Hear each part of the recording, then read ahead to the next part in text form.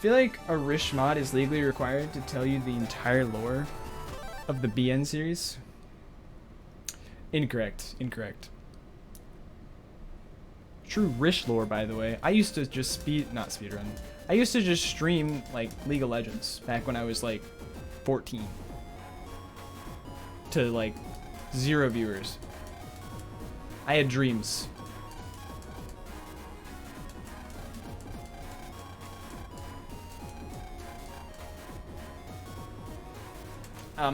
You know, David will listen to the memes every now and then. What did you have for dinner last night, Kilios? I'm curious. If it wasn't pancakes, I'm going to be disappointed. This is, in fact, for world record. That is indeed the goal. Though obviously, the more time I can save, the better.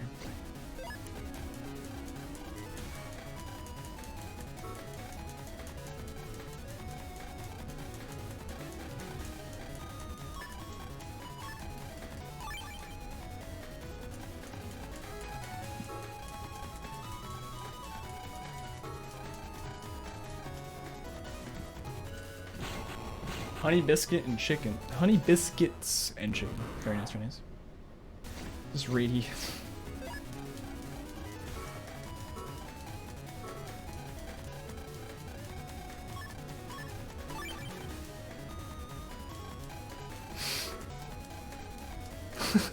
God dang, Kilios.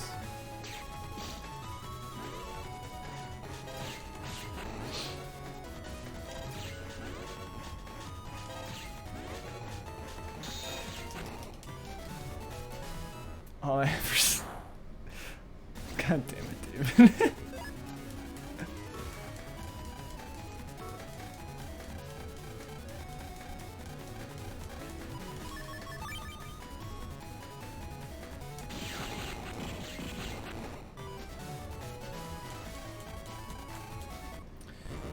Well, that after six games, they'd still give you an unskippable tutorial. This is true. This is true. It's great. It's great.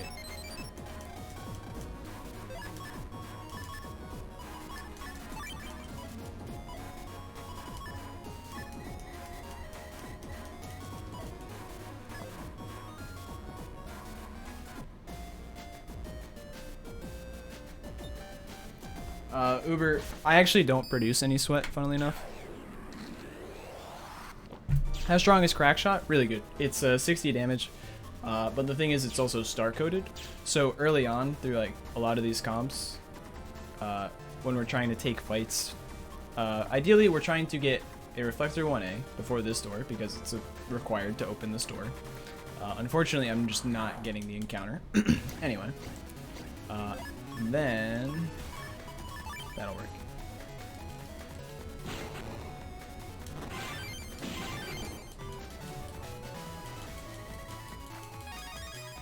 So you get the Reflector 1A. A code is better. We could theoretically get it in C code, but with a high enough rank, you'll always get A code. And then we're trying to ideally get a Mach Gun 1 from these fights. So this is good. This is a very good fight. Because this, with a, again, S rank, is a guaranteed Mach Gun 1A. Which, again, A code, perfect. So Crackshot, as you can see, just works perfectly because it always deals 60 damage on any of these enemies. A code is better than C, yes. We have 4 chips in our folder that are already A coded, whereas we have no chips that are C coded, and no chips that we get throughout the run that would be C coded. Jot that down. Pancakes have an anti-perspirant property. Interesting, interesting. But yeah, in terms of the tutorial, they actually, even in Star Force, they finally decided to give you a skippable tutorial in Star Force 2, which is phenomenal. That game, pretty mediocre overall, but you know, it's whatever. It has the ability to skip the tutorial. And then they took that away in Star Force 3. Because, who knows?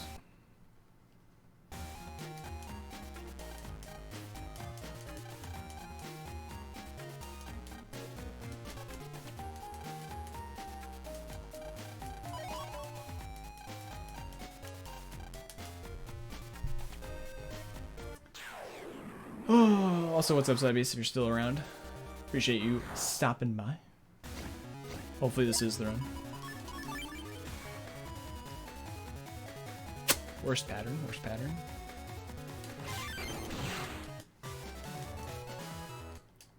Reg ups are necessary in order to increase my reg memory. And what that does is it allows me to reg or set a chip as my regular chip. What that means is it will always appear in slot 1, similar to Crackshot right now. Crackshot will always appear in slot 1.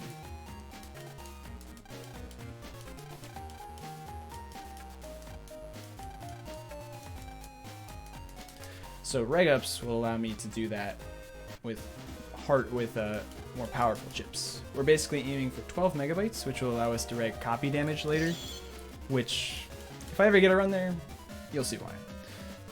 It's not very easy to describe why it's so useful. How much time is lost on bad patterns? On certain certain fights, it can be a couple of seconds. Like that pattern probably lost me 3-4 seconds, maybe. Honestly, it probably wasn't that much. When enemies move faster later in the game, it becomes less bad, but it becomes more of a, oh, it was a bad pattern, so I wasn't able to do the fight correctly.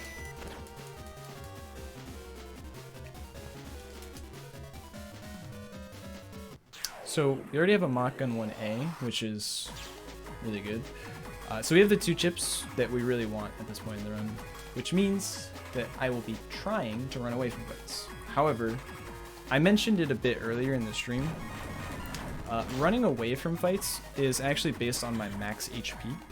So, because of that,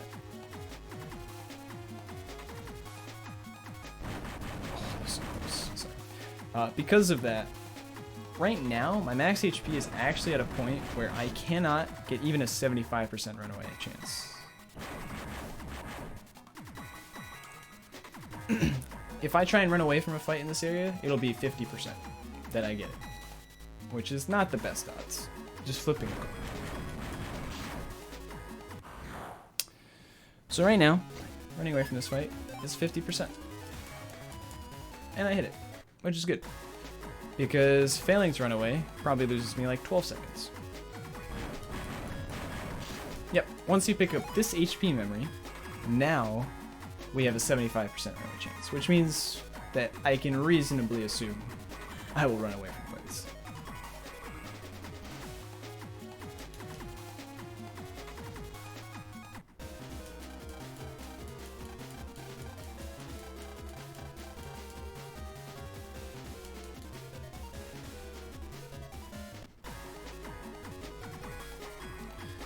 Also, the way that this comp works is these different firewall triggers at certain set points on the map.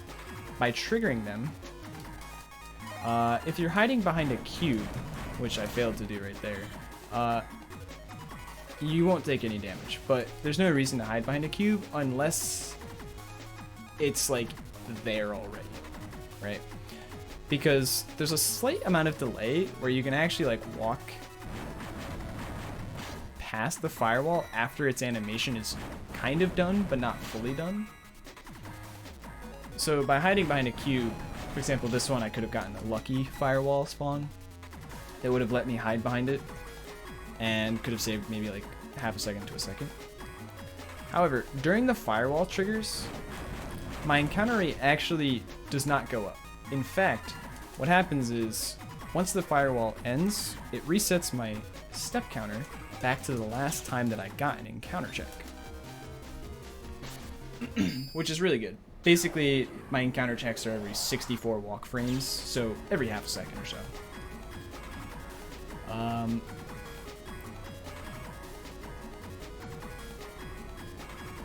Because of that, we actually want to trigger additional firewalls. That's why you might have seen me pause earlier.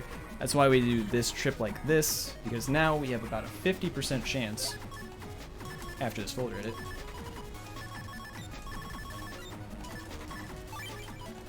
We have a 50% chance at an encounter, which we just skipped. And we get to fight the boss.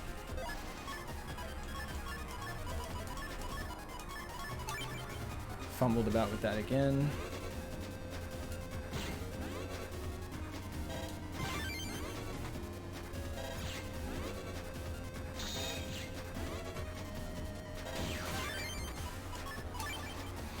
Now I just need him to come to the front for a very nice fight. Please. Thank you.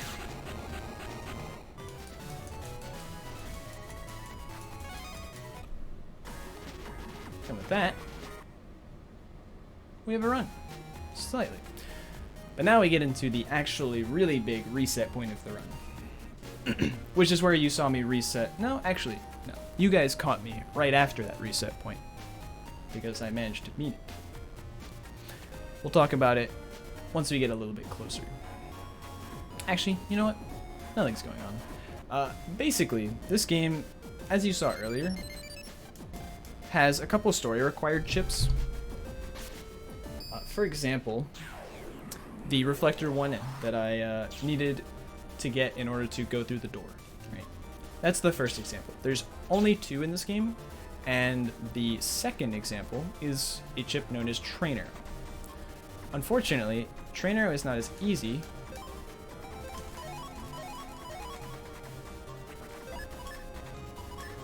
to acquire. It's actually very RNG dependent because even at an S rank, it's a 50-50 from the virus's drop table. Which is not fun. It's not fun. So basically, we try and get it during a trip through an area where the virus can be encountered.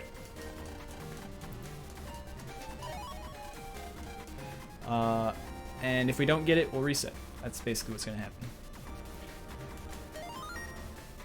Yes, so sneak runs basically mean if I have a 100% chance to run away from a fight, it will filter that encounter out, and I won't get it. I won't even get the encounter check. Like, it'll just fail. Which means that I'll skip every random encounter and save even the 7-8 seconds of running away. So, that's why sneak runs are really nice for the early game. But unfortunately, the HP thresholds for that are super high in this game. And it's not very useful. They also cost a lot of Zenny in this game. So, unfortunately, you're only going to really see it through that first area. And other than that, sneak runs kind of are useful. Yep, just prevent weak virus encounters. That's pretty much it.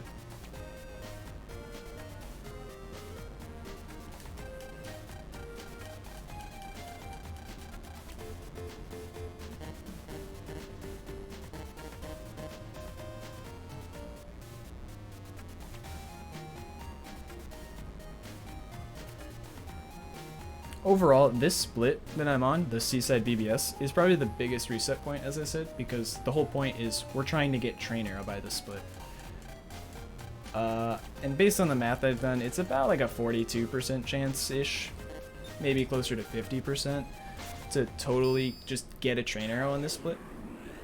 But you also have to get a good run here, a run that has a decent time. HP memories, since we need them for runaway. Yeah, well, to be fair, we only detour for a single HP memory in this entire run, because only one really matters. Because like I said, the HP thresholds are way too high in this game to realistically matter.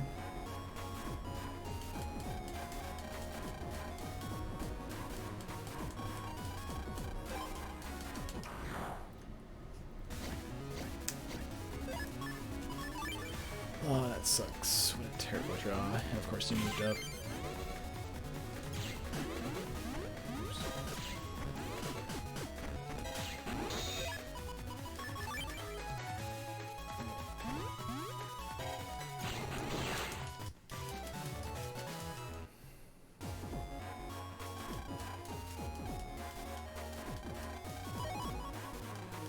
You ever gotten Gigakin for Blastman before? I have not. You don't normally try and get a Cannon C in order to be able to pull off that PA. Technically speaking, if it weren't out of your way to get a Cannon C, and you were to just naturally draw it, I forget if it does 300 or 400 damage, but if it does 400 damage, it just one-shots him, and that is honestly the fastest you can do that fight. But the thing is that you have to go out of your way to get a C-coded chip, which, other than the PA, is just bad folder flow.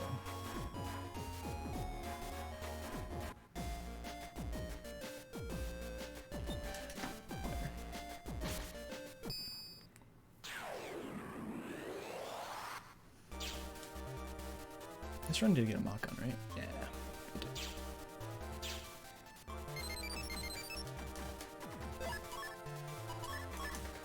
So it only does 300, which means that realistically you can just draw mock gun 1A and effectively do as much damage without even needing the PA. So yeah, it's pretty much not necessary.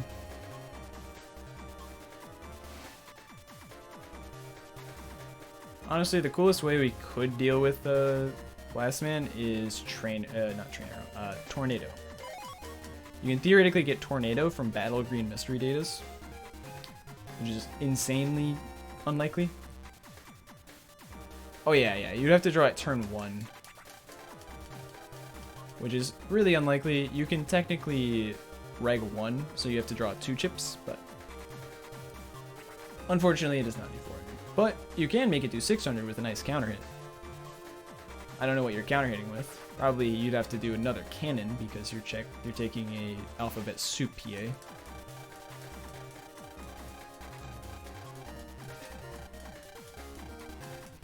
Which means now you have to draw 4 cannons in 1 turn. Just a one-shot. Just a one-shot Blastman, which you can already do with a reflector and a cannon and a mock gun, or a reflector and a mock gun and an attack plus 10. Damn, I have been getting really unlucky with these freaking bathroom splits fights. Also, you'll briefly see it for a moment. The funniest sprite in the game is just one of these Metars with a plunger on its head. Look in the top right. It was blowing up. We had to delete it. You can also see the sprite if you type bathroom splits, capital B, capital S, no space, and you have FFZ enabled. It's a good emote.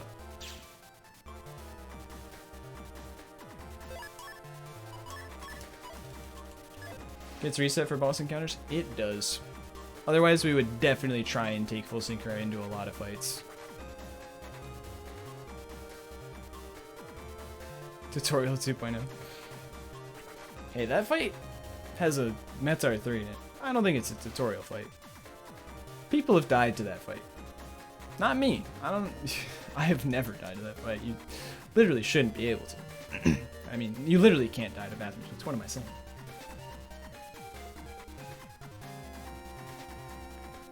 But yeah, unfortunately, full synchro gets reset at the start of boss fights in this game.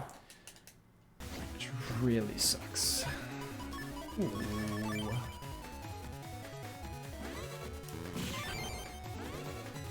Whatever. That sucked. I could have done that a little better, but I did get the train arrow, so things are looking up. RNG manipulation, by the way. Totally. We're gonna get one more encounter. Trainer OK is fine. Not the best, but alright, where are you gonna go?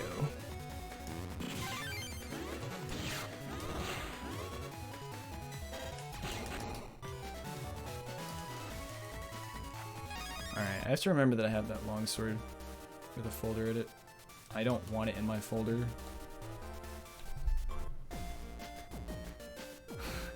Sorties, they decided they don't want to move very fast. I don't know. It's kind of sad. True, we are not resetting.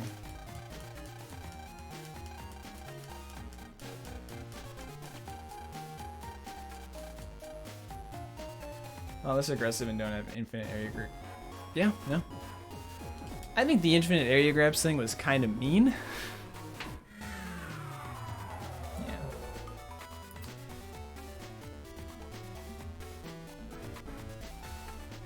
No, yeah. So basically, Train Arrow is a story requirement, but it's also kind of required for a boss fight later on, specifically Heatman.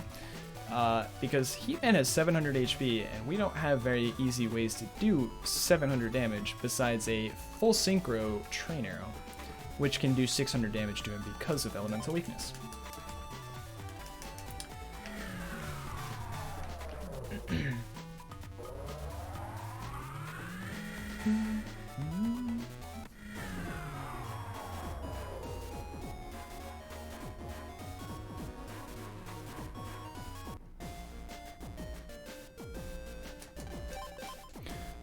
If you area grab Proto Man in BN3, doesn't he just area grab you right back?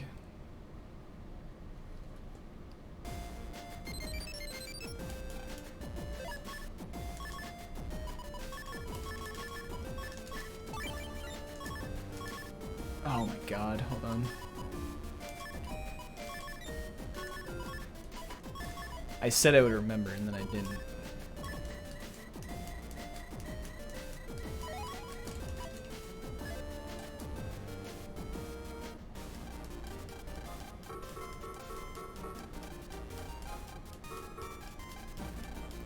It's time to play Tetris, everyone.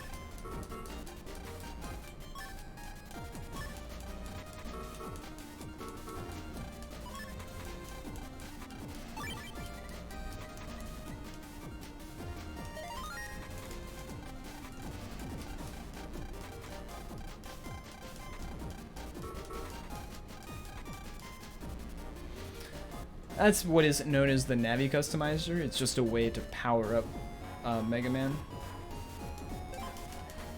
Basically give him extra stats or some cool effects. Such as Undershirt, which means that if I reach 1 HP, or if I would otherwise die to an attack, I will instead be put to 1 HP. Unless I'm already at 1 HP, in which case I will die. Unfortunately, it only went in because we are forced to by the tutorial. It will be out later.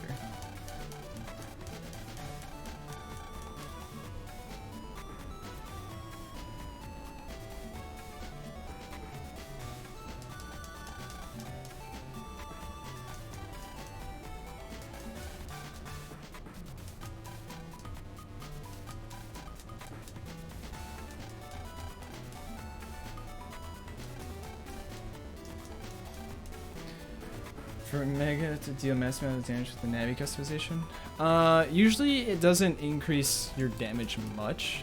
It usually increases your ability to do things. It does increase your buster damage. For example, my buster now deals 2 damage if I use a regular buster shot, or 20 if I fully charge it, compared to the 1 in 10 it was doing before. Later, we will have it set up for my buster attack will be set to 5. I will be charging faster and all that too. So. Don't worry, the buster will become very important if we ever make it past the heat cross split.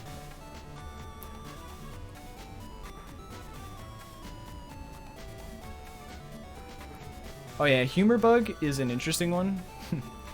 I forget if it's in BN6, honestly. Maybe. So you can bug certain Navicus programs by putting them in places they're not supposed to be in. There's a couple rules with it, basically. And if you bug a Navicus program called Humor, which normally only changes the L button to tell a joke rather than tell you where to go. If you bug Humor, it will randomly cycle you through emotions, which means you could randomly pull out full synchro, which means that you can just randomly choose to deal double damage with a chip without even having to get a counter in first.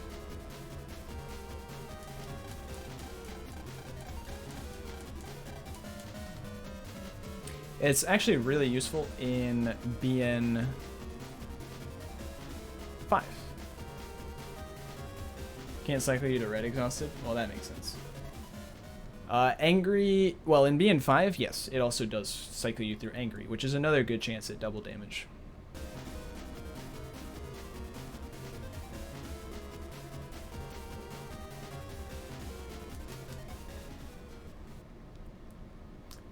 Slip run is also important once you get it. Slip run will be very important, but that's an interesting one. It's one of the few Navicuous programs that impact the overworld more rather than the actual combat. Are there any particular reset points? So the reset point where I basically split for Seaside BBS if I don't have a train arrow, that's probably the biggest one. Blastman is a big reset point. I want to be getting a sub 11 Blastman, though preferably I like, you know, a good 10:45 or lower time. And then the last big one is Heatman, where if I don't draw train arrow fast enough, the fight typically takes too long and I lose a ton of time. So I just basically have a time limit set of I need to finish the heat cross split by the 37:50 mark, otherwise I'm resetting.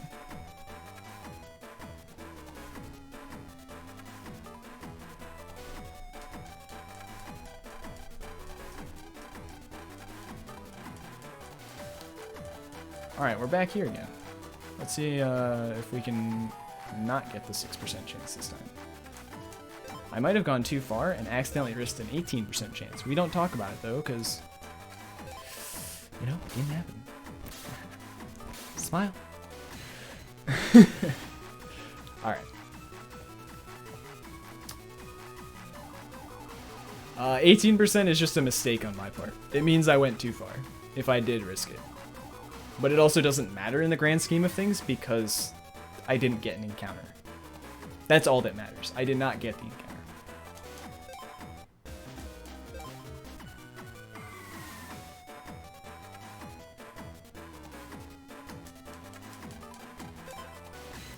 I was being a little careful there because I did press the L button a little early.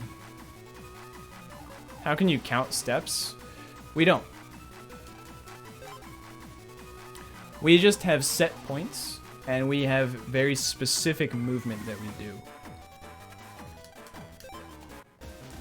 For example, I will always press the L button right there, that exact wall. Basically, we just have very consistent movement. That's all. And we have good visual cues. All right.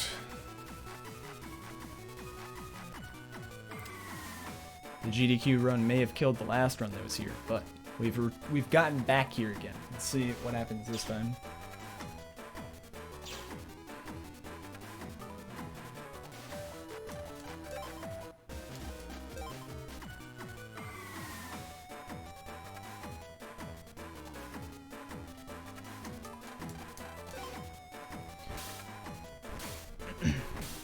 So yeah, basically I just use visual cues, either on the ground or like, just like scenery to tell when I should be pressing the L button. For example, this next one, I know that at this precise point, kind of like in between the roads right there at that intersection, that's when I have to do it. There's an earlier time where I'm like, oh, I just have to do it because the coral, there's a coral you can see just at the bottom of this, no, not anymore. It's like just at the bottom of the screen. I'm just like, okay, that reached the top of the screen. Therefore, press L. Some really good visual cues.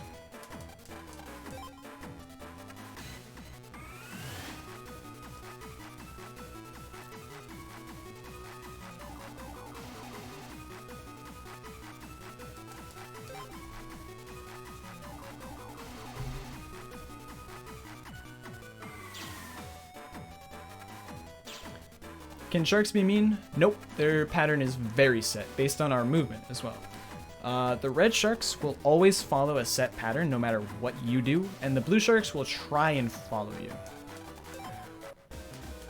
However, if you just have consistent movement, the blue sharks will always move the same way pretty much every time. That's why you might have seen me actually walk rather than run for a short period of time. It was to bait a blue shark in a specific way. I also had to technically wait on the red shark. But it was to bait the blue shark into a certain position so that it would not eat me. Basically, it wouldn't eat me while I was waiting. And then the red checks, like I said, are a set pattern, so it's just knowing that pattern. Fun fact about this comp, this is Aquarum 3, and similar to Aquarum 1, also I'm calling it Aquarum because that's what you can see in the bottom right corner. They took out the eye. Can I be mean sometimes? I am the nicest person you'll ever meet, and also most humble. Clearly. Noms are what? It depends on how far away you get nommed. It just really depends on how far you have to walk back to the proc. 12 seconds is probably reasonable. But anyway, with Aquarium 3 and 1, we choose to skip on an L button strat and instead risk a 6% encounter chance. You already saw me go past it in Comp 1, that's what I was talking about earlier. This saves 3 to 4 seconds because we don't have to press the L button and swap to land one additional time, right? We do it again in Comp 3, however, we save this encounter check till right here. It's literally the last encounter check you can possibly get in the comp. Never punished. Also, this draw was about perfect. Let's see if Dive Man behaves.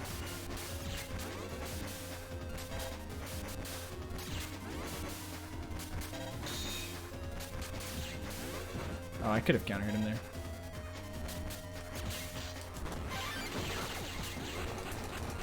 He kind of behaved. That fourth attack will always be a wave, so you can always counter it like that.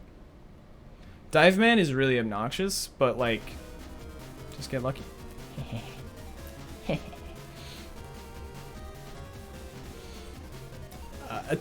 Trainer attack plus 10 is the best draw you can get, and it's not very likely. We're likely to draw Train Arrow due to a folder shuffling quirk, which I'll explain in a sec. But the attack plus 10 is like super unlikely to be drawn. It does exactly 400 damage, I think.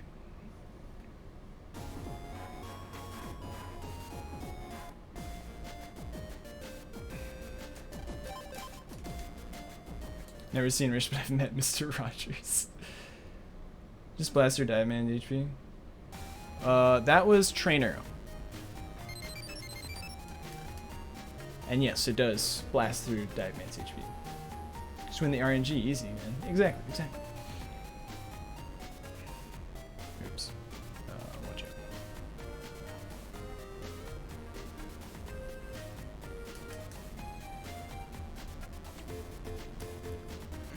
So I was just talking about a folder shuffling quirk.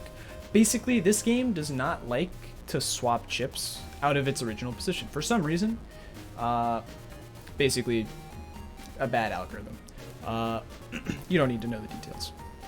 But essentially, a chip is more likely to end up in the exact same slot that it is in your folder when you draw it in a fight.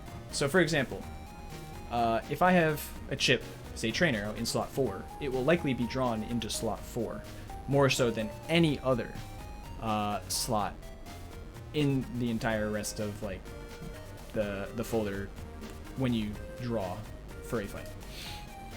So by putting chips in the top 4 specifically, you're more likely to draw those chips. Now the reason I say top 4, not 5, is because you have a chip regged, and that regged chip gets basically removed from the folder and then re-added to the top once the sorting is done. What's the thing with Heat Cross? Heat Cross, you'll see if we can get this run past Heatman, is it's just a really strong thing. It's not even a chip. It's also, yeah, mandatory. Yeah, it's just a transformation that you can choose.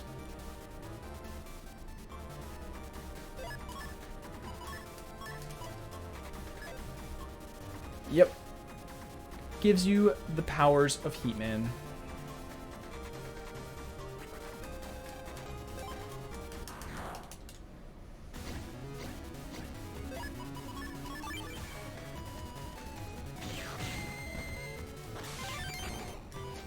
Beautiful, beautiful. These Kettles fights, by the way, are 100% consistent as long as you have Crackshot regged. And then for the last fight, I will swap to a copy damage reg instead. The reason is, these Kettles only take damage from fire chips. However, my signature chip is Heatman, which is basically any Navi but Mega Man just has a signature chip that they use. And you have access to, is a fire chip that deals 70 damage. But if you just have full synchro,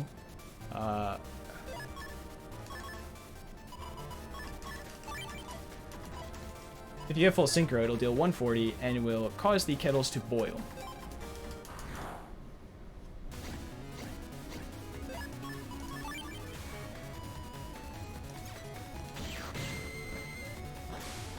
Alright. And now, for the moment of truth, we do have a little bit of time to kill, but I would just like to draw a trainer.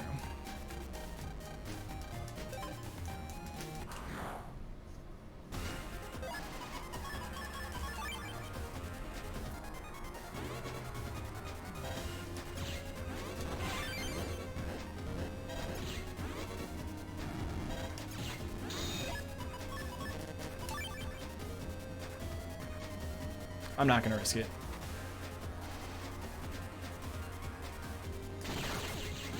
See, 600 damage.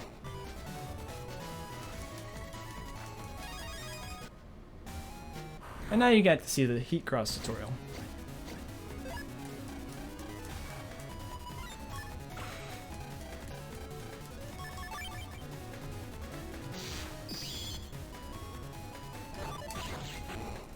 That's the trick we were talking about earlier.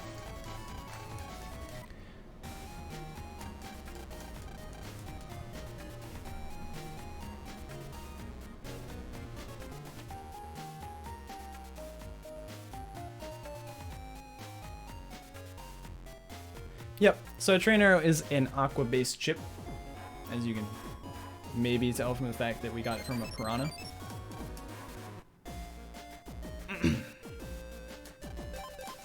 And because of that, this game does have elemental weaknesses. Heatman is fire, so as you might expect, aqua beats fire. Well, so it's aqua is better than heat, is better than wood, is better than elec, is better than aqua. Alright, and now we're about to start getting some busted stuff. Basically, we're going to use this system called Lotto Codes to get 5 things that we otherwise wouldn't be able to. Lotto Codes are usually something hidden either in the real world or in the game, and you put them into this trader to get really good stuff. However, we just know the codes, so we can just put them in now.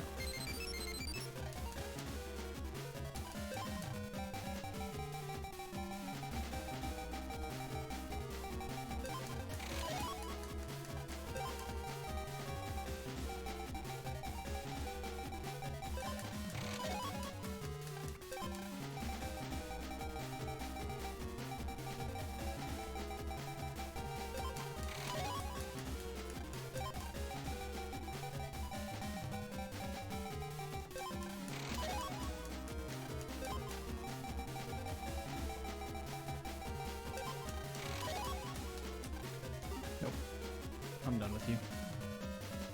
M-Boomer is a very good chip. There's 5 different things that we got, 3 of which are chips, each of which has a very...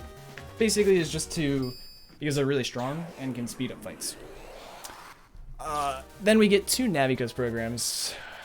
I'll talk about them in a second because I'm about to menu to insert all of these things into my folder and Navicus.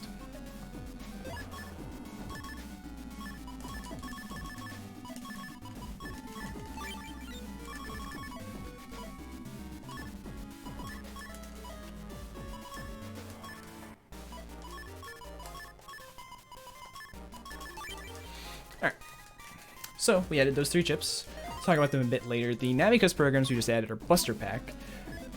We also have an attack +1 still in there, and HP +400. So Buster Pack increases our Buster's stats by 3 each. So rather than 1 Buster, or 1 attack, rapid, and charge, we're at 4 of each. The extra attack +1 means our attack is actually at 5. So we're at 5 attack, 4 charge, 4 rapid, and we have an extra 400 HP on top of that, because we're basically just going to damage boost through a lot of things, and just adds a little bit of safety. That causes a bug. It does indeed. We don't care about that bug.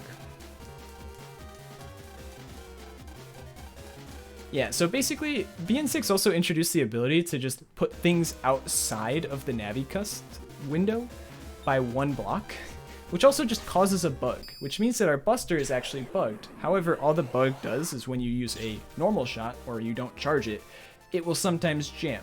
Right now, it's going to jam quite a bit. We don't need that. We just need the charge shot. The charge shot will never jam.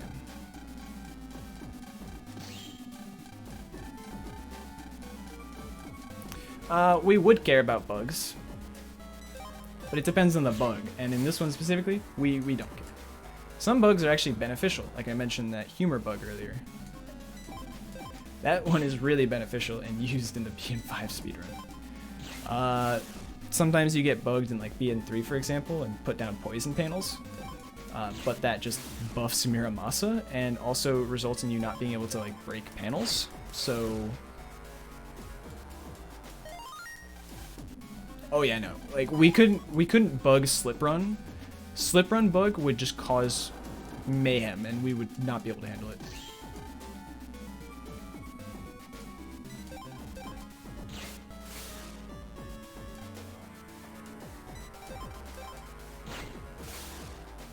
Because that like breaks panels when you move in fight. It's just not good. What does Humor Bug do? I mentioned it earlier, but basically it just causes you to randomly cycle through each of the emotion windows. So like full synchro, or worried, or angry, stuff like that. Good night, Phantom Matt. Appreciate the good luck. Have a good one, my friend. Just use bug fix? Unfortunately, we don't have access to that. But yes, that would be the correct thing to do.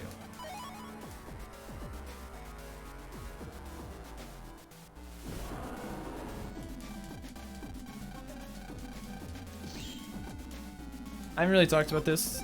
These are just evil spirits. It's just a puzzle. Nothing too fancy. It is always the same. We basically just have to use these weapons that have different areas of effect in order to deal with the evil spirits. Yellow spirits have, or red spirits have 1 health, yellow spirits have 2 health, blue spirits have 3 health. Hitting an enemy from behind like this causes it to die no matter what. And our objective is to basically kill them very quickly, but also to not get hit by them, because that is an extra animation that just loses time. We don't care about the health, honestly. And also, we want to be multi-killing them as much as possible, because you can see that little death animation that does lose time. So you want them to happen at the same time, if possible.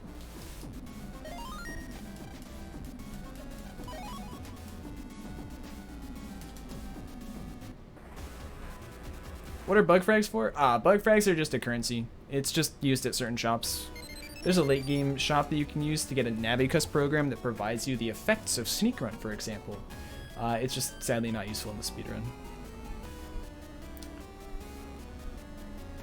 At least any percent. At least any percent.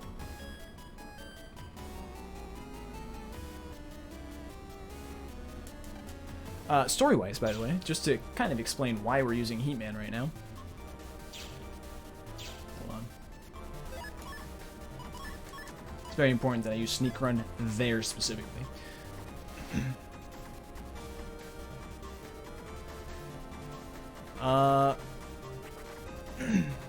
Basically, Mega Man absorbed the Psy Beast, which is on the box, the title screen of each game, right? So, you know, this game is titled Battle Network 6 Psy Beast Gregar. We just absorbed Psy Beast Gregar, who you might be able to assume might be the final boss of the game. But because of that, there's a lot of data to absorb. So Mega Man's kind of out of commission, and we need to go and get him some magic water to heal him, because that's what our dad told us to do. Because they just have magic water on the internet. Don't question it. And so we're going to use our Link Navi that we now have access to, Heatman, to do this.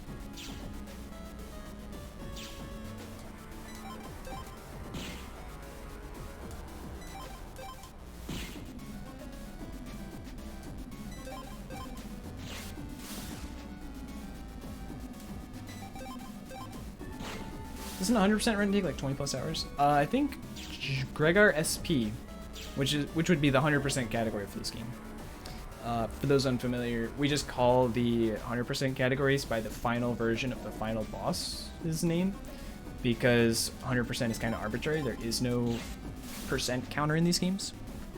So yes, Gregar SP would be a very long run, be about 20 hours. Spoilers. I'm sorry. Ex-convict talking zipper legend rescues blue hero gone werewolf. You know, that's true.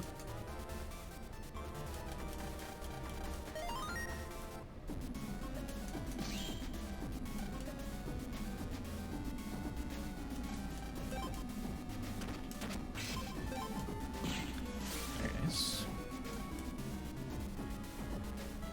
Alright, I have to be careful. I'm known. Hold on. Those conveyor belts will just move you to the end of them without you being able to do anything about it, and I am known for stepping on those at inconvenient times. I used to have a world record that did that, and everyone made fun of me, but it was okay because I had a world record. So yeah, I had to make sure that I didn't do that real quick.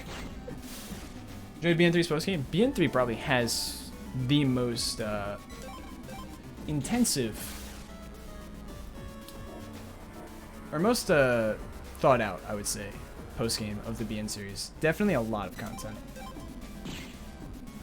The run has not blown up yet. Nothing fancy has happened.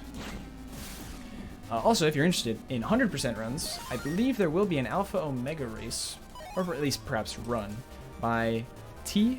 Terra J. 42 and Smog BN on their respective Twitch channels. Hold on. Alpha Omega is a category of Battle Network 3 that is basically the 100% category. That's all.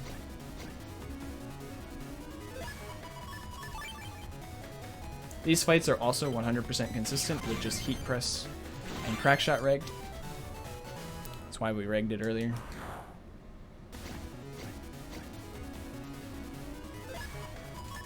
Ah, yes. My favorite. Drawing a boomer on that fight. Saves a bit of time. Over the consistency shred. It's actually the last area of evil spirits for now.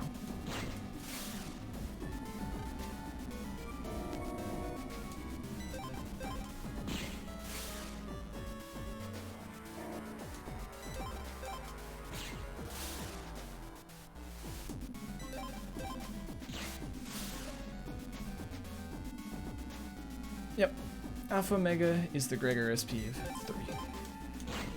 This is a gauntlet of pain. It's about a 15-hour run for most runners. Current world record's about 12-ish, 13-ish hours.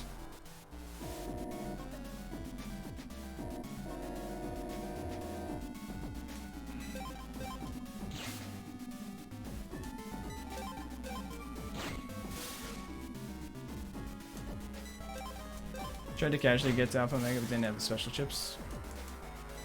Yes. So the way it works is you need to get all 7 icons, which includes getting all of the mega chips, which unfortunately means getting the opposite version's mega chips, which means you need to trade them. But if you do play on the Wii U version,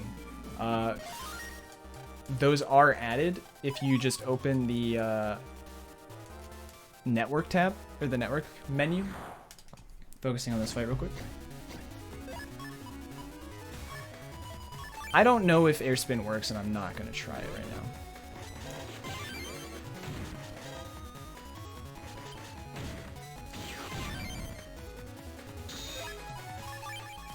And Boomer was 1 chip off.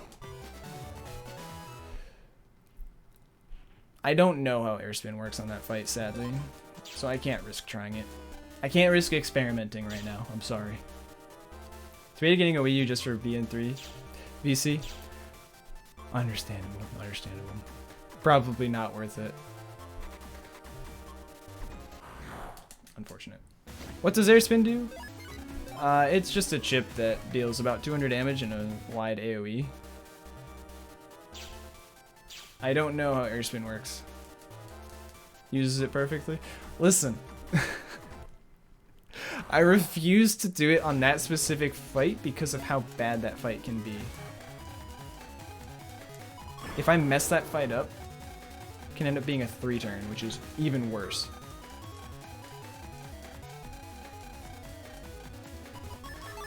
Hopefully you'll see it soon.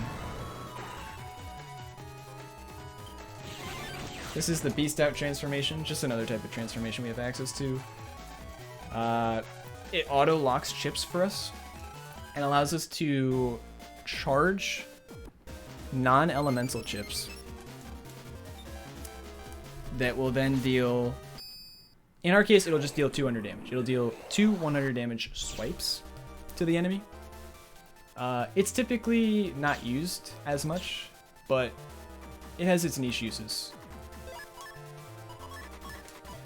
It's very good to auto-lock chips. Yeah, just certain fights. Only certain fights will utilize it. Oh yeah, you can auto-lock chips. That's how I just ran up and used my wide sword on those 2 gunners in the back.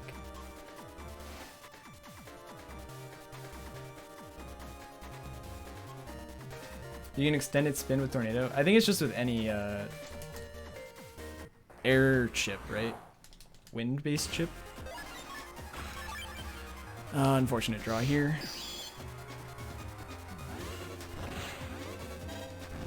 Unfortunately, that first fight was not good. Or that heal water fight was slow.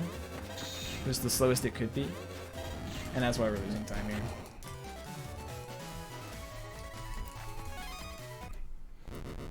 Only real good RNG that we had happen in that split was drawing End Boomer on a single fight, which realistically isn't that good. Yeah, Circus Man tries to clap you. He does stuff. Also, you can see Heat Cross. It was a little fast, didn't have time to explain it, but the Buster deals 130 damage right now. Which is more than enough to deal with basically any boss in the game. Yep, 130. And it has 3 separate hitboxes too, so enemies can move into it. It's kind of cool. Unfortunate. Yep, Buster Pack increases our total damage, or our total attack to 5.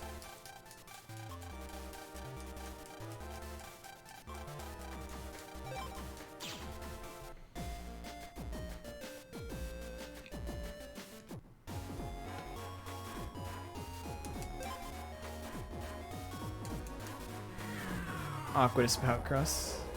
I forgot to change the charge sign.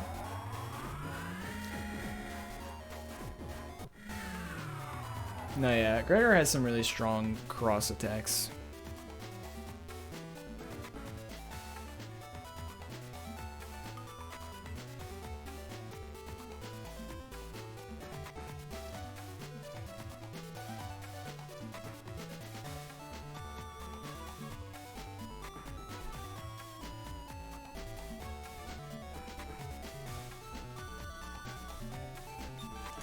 So now we're at the point of the game where whether or not I reset is pretty much just, did I make a dumb mistake that lost me too much time?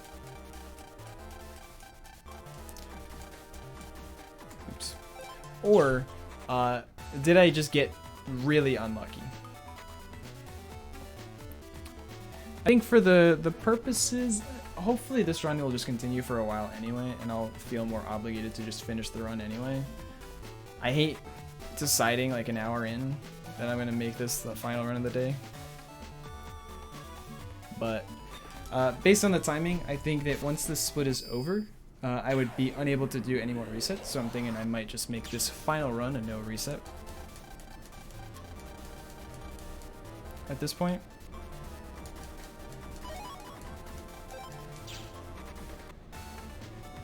The Circus Man split as a whole was just a little unlucky, yes. One of the fights did not go well. I did not get a good enough draw. Though technically Airspin might have been good enough, I just haven't practiced with it. Airspin's a new addition I started using yesterday. What's on locker? Oops, went way too far there. That's fine. Unlocker is a subchip that we can use to open purple mystery data, which you'll see coming up soon. There is a purple mystery data we're going to want to grab.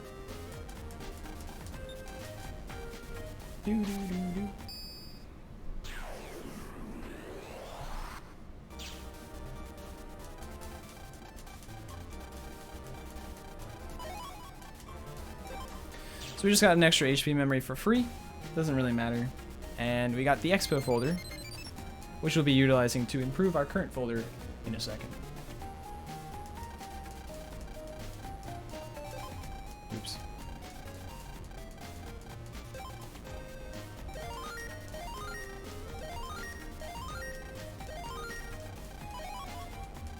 I was remembering to answer the second question, or the first question, without remembering to, you know, start the quiz. Oops.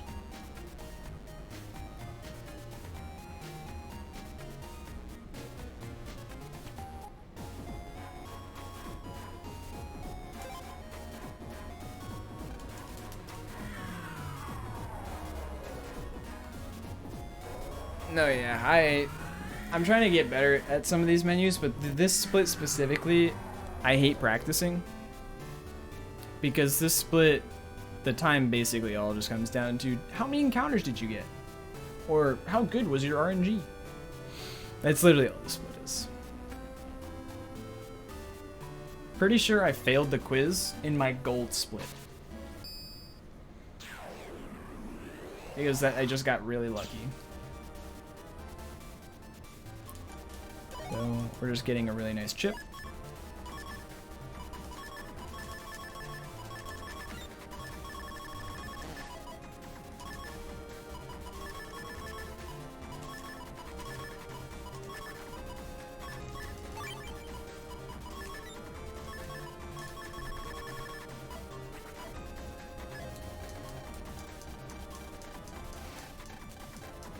Black Bomb F is another chip that will deal about 300 damage to all enemies on the other side of the field if you hit it with fire damage. And the Heat Crossbuster happens to deal fire damage. So, just works out. It was pretty bad menuing, I'm not even gonna lie. But thank you, I do appreciate it.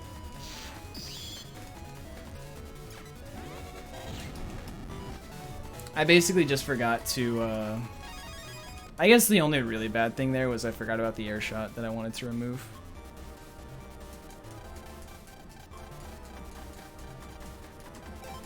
So FYI, when I say like there's a lot of RNG in this split, basically what I'm hoping for is to skip encounters. So I technically am very likely to get that encounter I just did, but it's also possible I just skip it.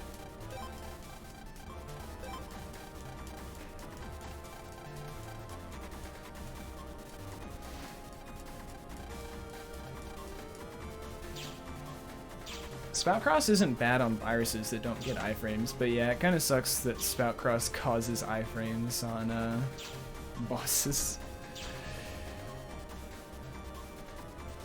So it's like this one, I could technically just go all the way to the door if I just was insanely lucky.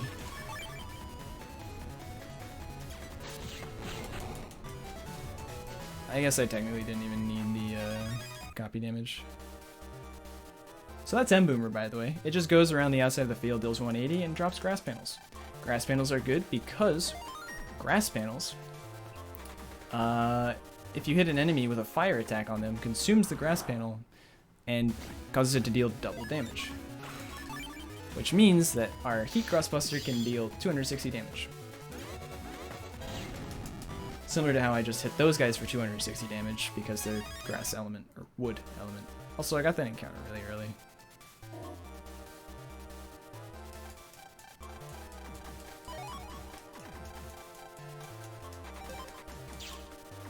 Yep, that was the final folder that we just completed, by the way, earlier.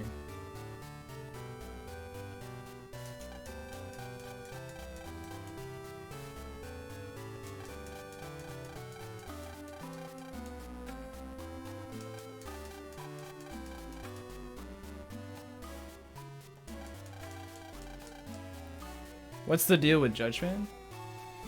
Like story-wise, or the split itself?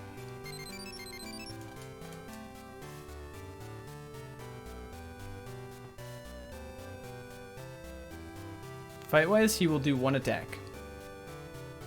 And then I will kill him.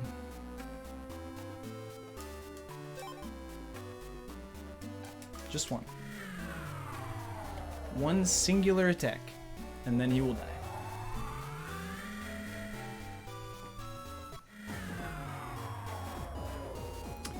Heat Cross charge does more damage than most of those chips. Heat Cross does a lot more than many chips in my folder.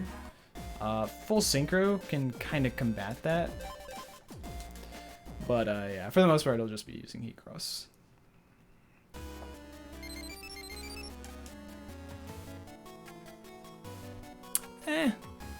We kind of bully Colonel a bit too. There is also a fight I can legitimately do with my eyes closed, and I think literally every speedrunner should be able to. Yeah, you can't full synchro and heat cross, but if you start a fight with full synchro.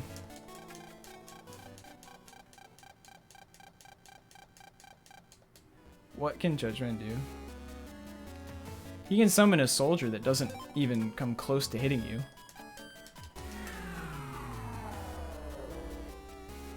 No, yeah, I literally... the fight, I don't even have to move. I have to hold B, let go of B. Hold B, let go of B. With a nice rhythm. It's... that fight, I'll do with my eyes closed. I think I will make this a no reset run. Because why not?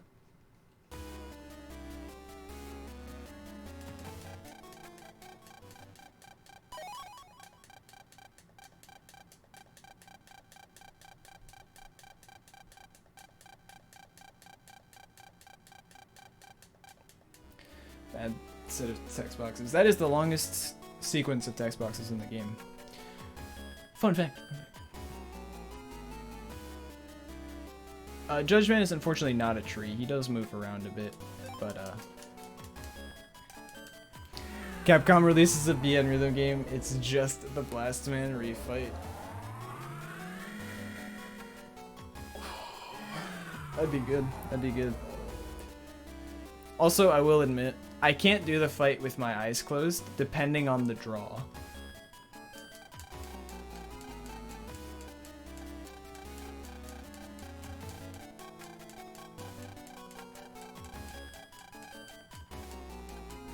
So, Toy Robot 4?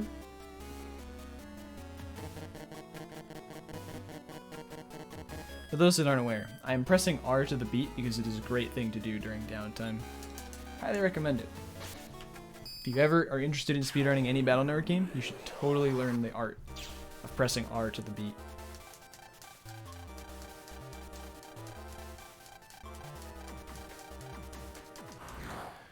Alright. This is a fight we actually beast out now.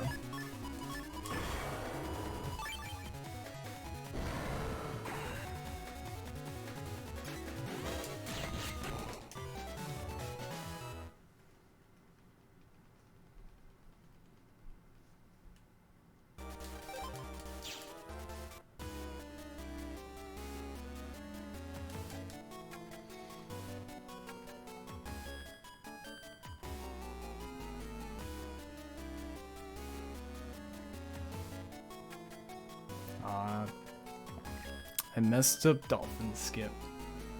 Runs over, boys.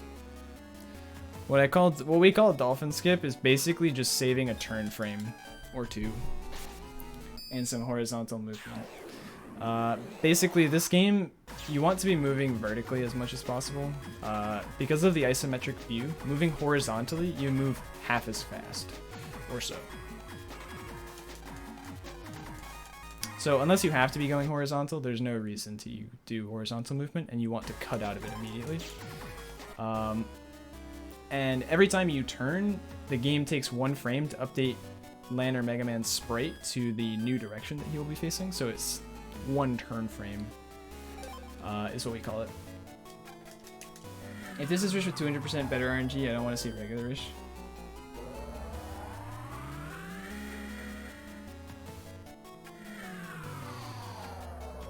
I have unfortunately bad RNG a lot of the time. How much is it a loss? Frames.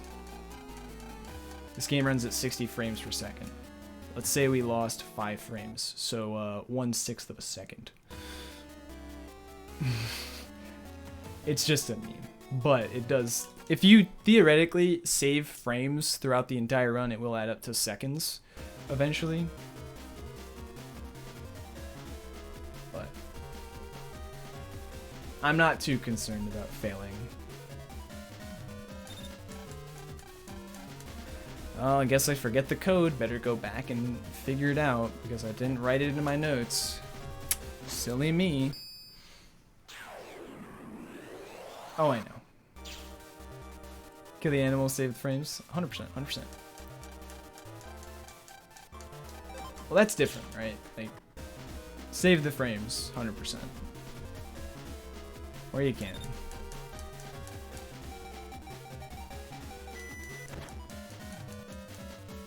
It's 153.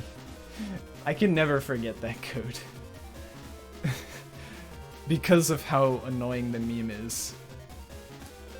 Where you just, oh yeah, I can't believe I forgot the code again. The game just forces you to go talk to that guy before you can even input it. Alright, so the gimmick here, by the way, you can't step on a grass panel. If you do, a gavel comes out and bonks you on the head. But that's just a suggestion. You'll see it later. It's just a suggestion.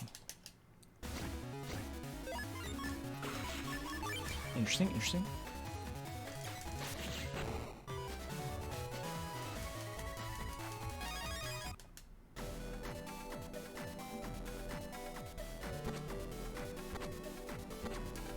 Is this a tree we're fighting? No. I mean, I should phrase it like that. Oh my god. We are currently inside of the network of a tree, yes. Dang, that's unfortunately early. I doubt I'll be able to do lurking skip.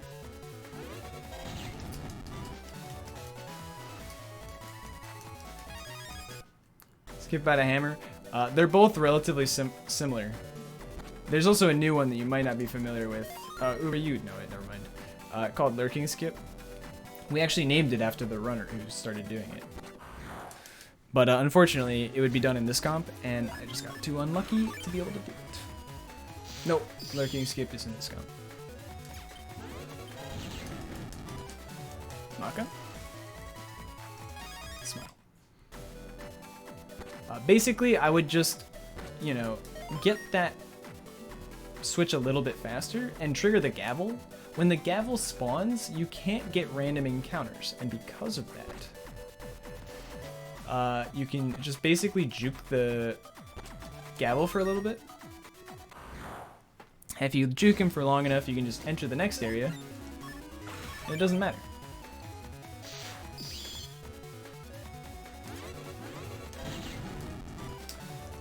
Run's not lost. The run will be lost soon.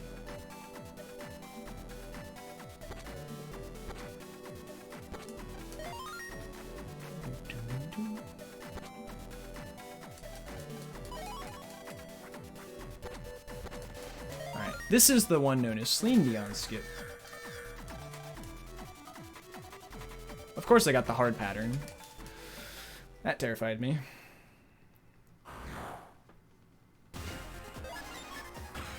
Alright, you ready? Judgment is going to attack a single time. 1.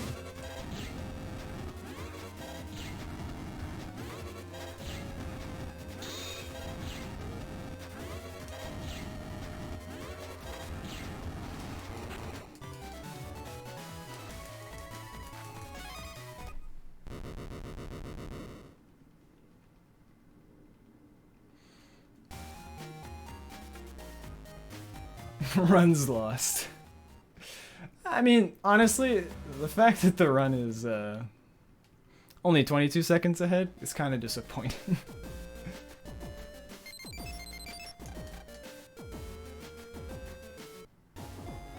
All right, we're gonna go out of our way. Earlier, you saw me do a quiz, and all I got from that quiz was a book, right? All I got was a book, and in that book, all it had was a lotto code that doesn't even matter. I don't even remember. No, 22 seconds out of my PB, about 5 seconds out of world record. Anyway, so the reason we did that quiz was just to unlock this next quiz, because this next quiz is very important. In fact, it's so important that the task goes out of its way to make sure it can do this quiz. Because this opens up so many possibilities.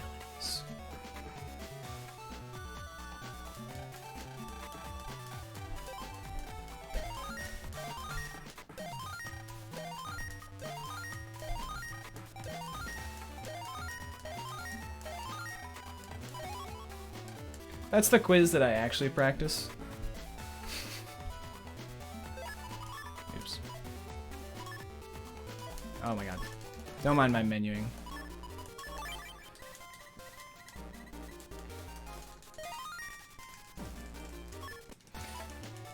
I'm normally way better than at that. So, we just got Slip Run. We will see it very soon. We'll also hear it very soon. Yeah, so Slip Run just lets you, when you are using Mega Man, I will now no longer have to hold the B button. You can see I'm always holding the B button like this, pretty much. I no longer have to hold that button in order to be able to run around. Instead, I will always move at run speed. And when I press the B button and I'm holding in a certain direction, I will perform a slip. And what that does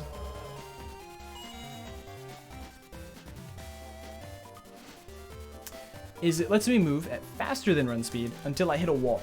Basically, I choose a direction, I go in that direction until I hit a wall. Yeah. As you can see right there, I just slipped right up to the sky. I stopped displaying my controller input because I had a feeling it was interfering a little bit and causing me to drop inputs to the emulator.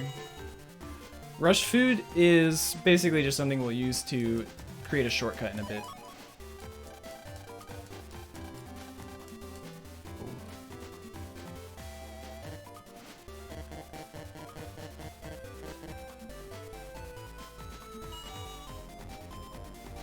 Oh yeah.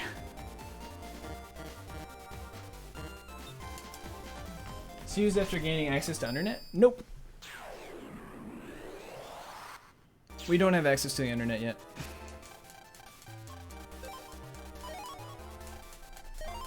Slip, slip. Slip, slip, slip. So as you can see though, it's really fast, and I'll talk about the other thing after Sky Gauntlets. Sky Gauntlets is unfortunately a very tough thing.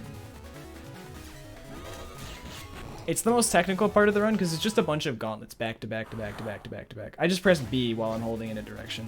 That's all.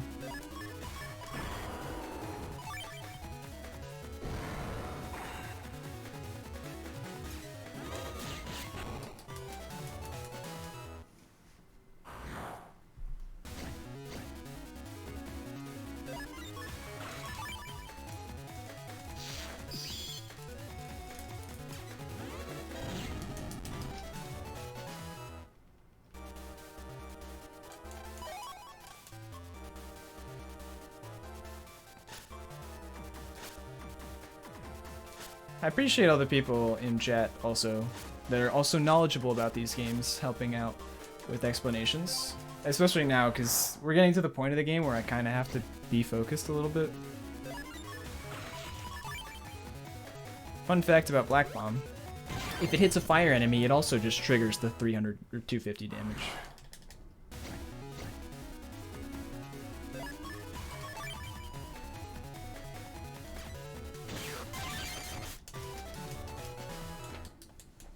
That's Airspin, by the way, if you haven't seen it yet.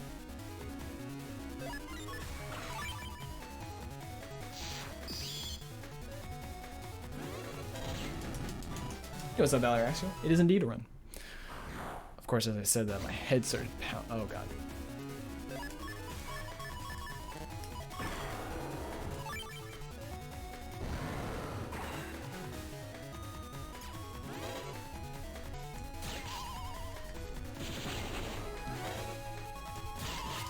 That's a better backup than what I've been doing. I'm okay with it.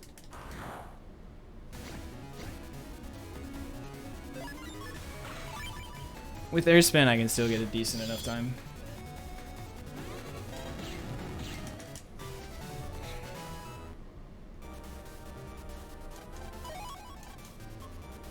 Well, my menuing earlier also lost me time.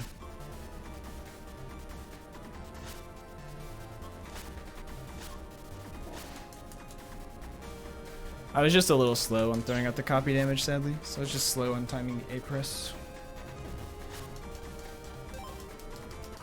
Yes, that is rush food. Just you put it in a spot like that. Alright.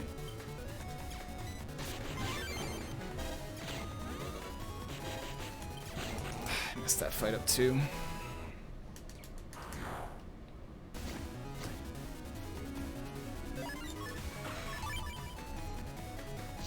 Only be in 6 of slip run. Any other speedrun any other Battle Network game has it, it's used in the speedrun, 100%.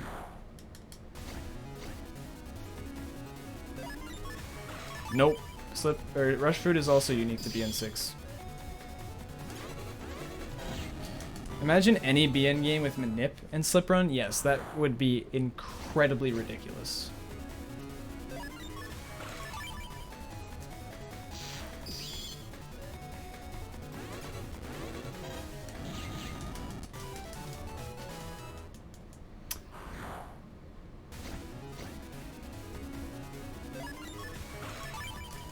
Alright. This run has not been the best in terms of draw RNG.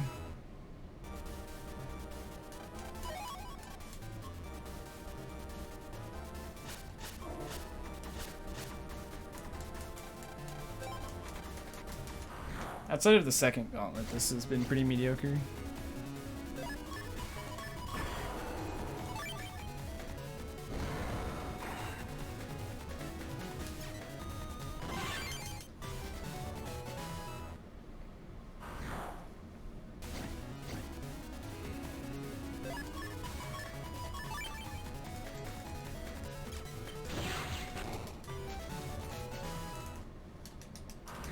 Being 5-10 times better for speedrun? It really would.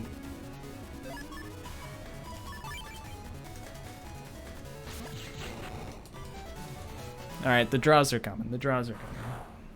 We're still probably going to lose time on this split, but that's fine.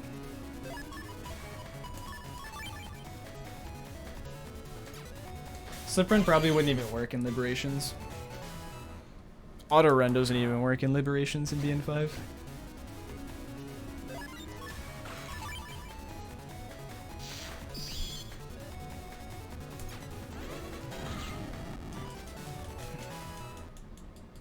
Jagumba's Sky Gauntlets are better than my gold, yes.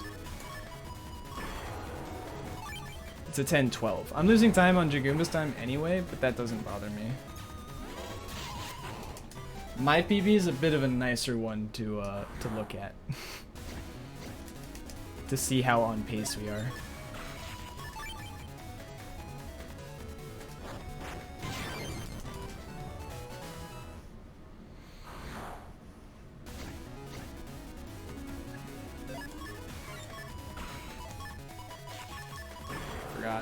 This is how we do this.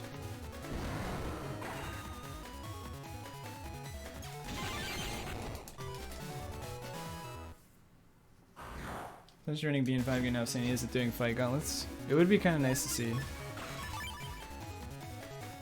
Yeah, this is gonna be like a 10:30 time. I'm losing time even in my PB, which is not good. This might even be a 10:40. Fuck.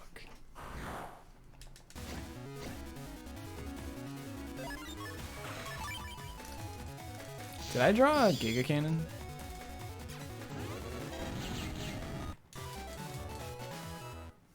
No, it's a 10:30.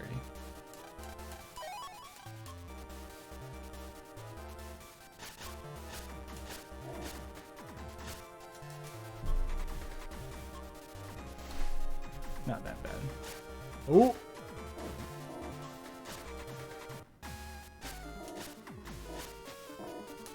Quickly switching directions for slip run can be annoying. Full skill strategy game with just liberations would be like, with refined game mechanics to make it better.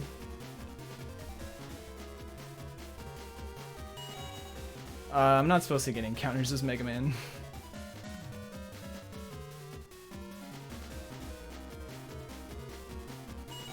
No, yeah, I think Jagumba going to other BN games.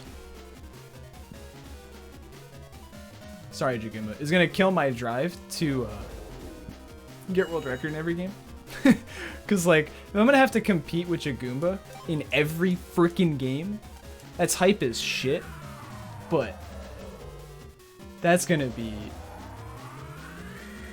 Ugh.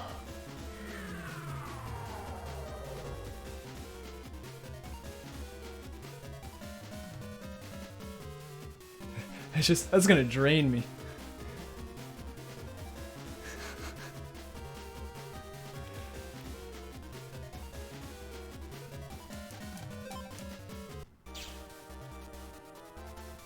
I can't believe everyone's gonna start using that app. I can't say it, I'm sorry. I just can't. Okay. So this is a very RNG heavy part of the game. Getting this encounter kind of sucks, but it only loses 7 seconds. Now we're about to start. I'm not doing it, okay? I'm not doing it. Now we have to go through all these areas without Slip Runner, while holding the B button, which means that our step counter is going up at the normal rate. And we're using Heatman, who has a 50% runaway chance. I have to preferably not get as many encounters as possible. Right now, we have gotten 1 encounter and we ran away from 1. So, normally what I start doing is, on good runs like this, if I am not happy with the time, I will start running away from fights after the first one that I take. We dip into this comp real quick. That does a map change and resets our step counter to 0, making it way less likely to get an encounter as we go save Mega Man. So, we did it. 1.5 encounters is really good. And I say half because we ran away from 1.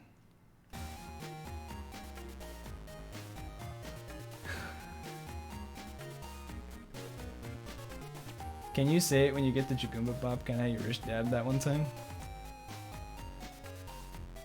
Oh no, no, I can't. I can't make that promise. Like, dabbing is something I will say. Dabbing something I do. It's like kind of funny, you know. But I have no problem if you say what it is. That term. That's all I'll call it. I just can't bring myself to do it. I'm sorry. I just can't do it. I can't do it.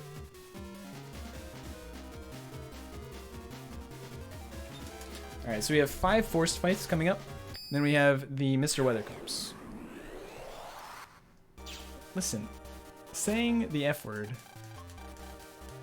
is like commonplace at this point.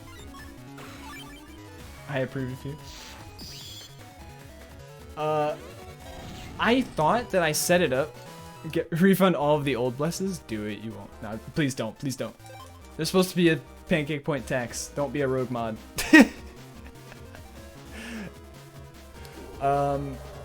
I thought I made it so that it wouldn't be something that you queued up.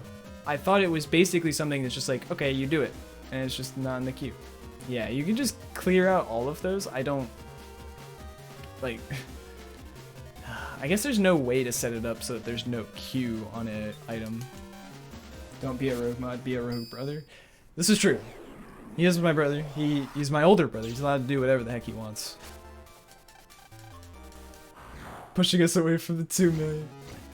Oh god. Oh, I'm doing the thing. I'm doing the thing. Hold on. Shoutouts to Jagoomba.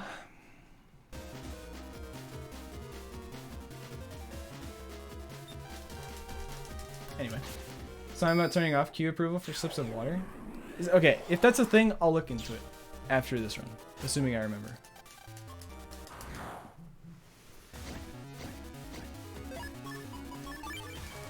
Air spin is honestly kind of the best draw. A virus.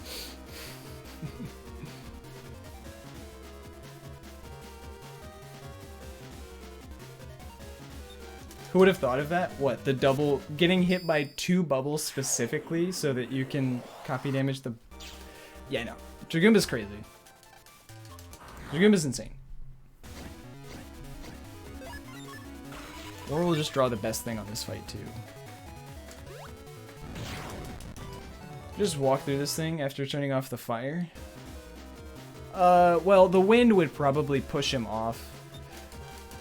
Literally getting ice blown at you would probably push you off as well. And this thing is like miles above sea level. Or for you EU folks, kilometers. Yeah, and the shower is also probably doing that.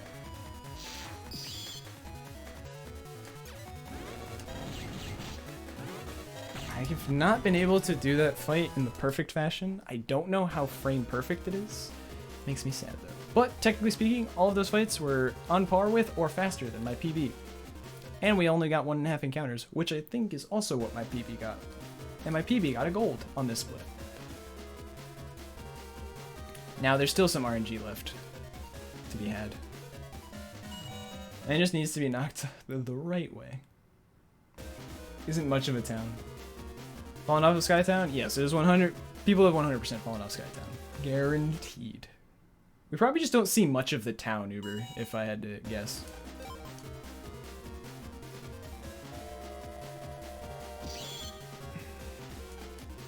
Walkstone is launched into the ocean instantly. Game over.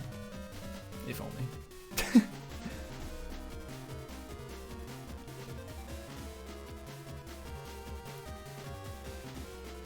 The right way was a strat. Pastries, funnily enough, it could be a strat. Blesses have been approved. Thank you, TJ. Wish bless, wish bless.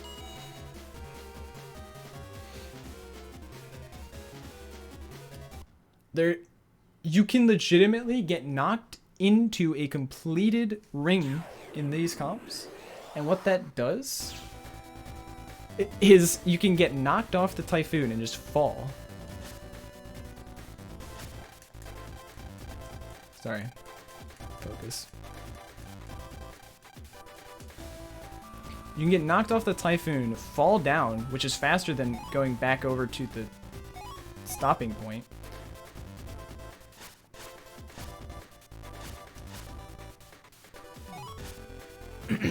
And then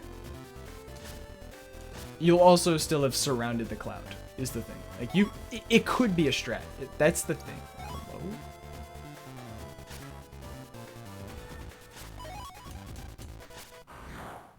That's fine.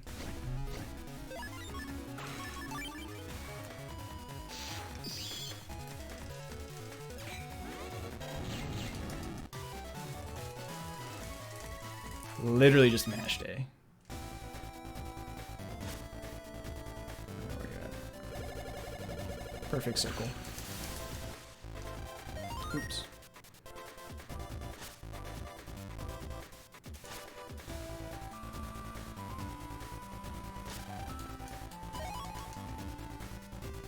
So this is, okay, I didn't explain this. This is a glitch known as slipwalk. You basically interact with something at the same time that you slip into it, and it puts you into the animation of slipping, but you move at regular run speed. And because you're in the animation of slipping, you cannot get random encounters. And because you can't get random encounters, the way that these clouds work is when you get off a cloud, it resets your step counter back to the last encounter check that you got. So the last encounter check I got was practically at the beginning of the comp. Which means that I will not get any random encounters in this comp because I just slipwalked like that. Alright, so that's one Typhoon down. Where's the other? Alright, Typhoons have been fine so far.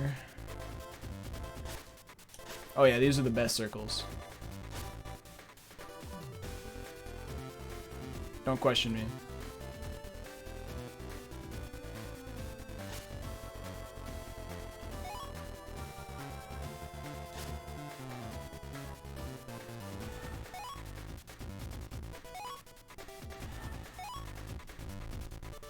Oh.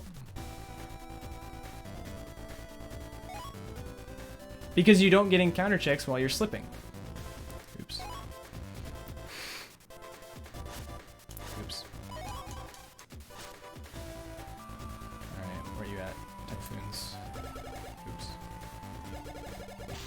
Oh no. Alright, I'm gonna be a little bit more patient. That wasn't in? What? Nice and big, perfect circle. Yeah. Alright, so we're losing time to my PB, but my PB was honestly a gold, so. I thought he moved into the double.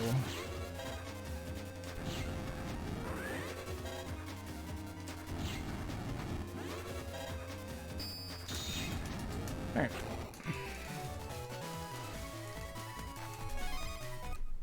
Alright, on pace with Whir, only 4 seconds into my PB. We are going to lose time to both PB and Whir most likely on this split. We are most likely going to lose time to world record on next split. But we're going to save loads of time on my PB on the next split. That should have doubled. That's what I'm saying. I don't... These Typhoons make no sense to me. You want to eat the rainbow macaroni? Yeah, I know. Basically, they don't want you getting encounter checks like the second you step off of a cloud, so it resets you back to the last encounter check, right? But because the last encounter check I got was near the beginning of the comp because of Slipwalk,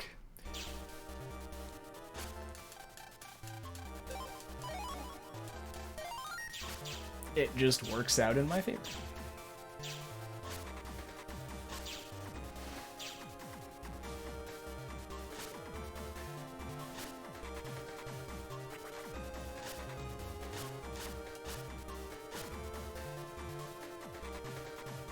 Yeah, it was GDQ.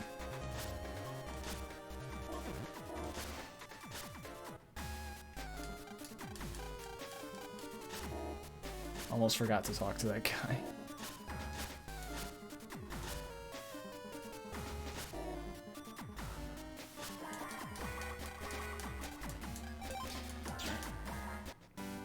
Mod view doesn't show any rates.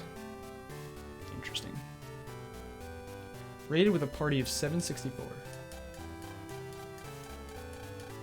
Yeah, mod view is meh. You opened it once and never again. I opened it once on accident when they first like were pointing it out, and never again.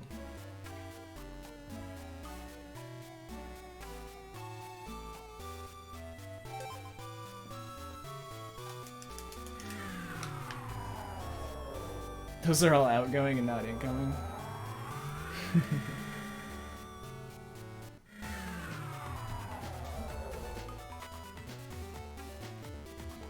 I can start multiple raids? That feels weird. Oh no. Started holding up right too early.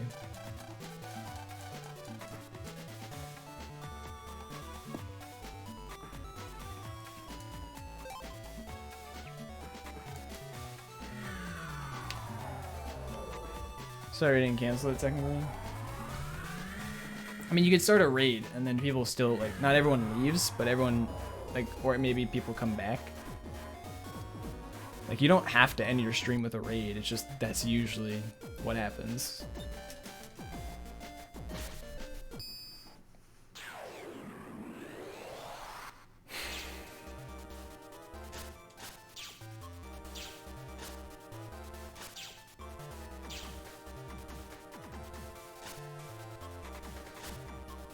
What's the difference between raiding and hosting?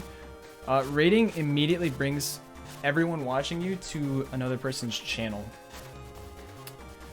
Hosting simply allows people to see someone else's channel when they come to your channel. Raids also initiate a host at the end of them. Dang it. Alright, so I'm just gonna mash A. Beautiful. I could have gotten incredibly unlucky there, but that encounter really sucks. Because that's the encounter I'm hoping to not get. I am expecting to get one encounter on this split, and it's right, like, here. There it is.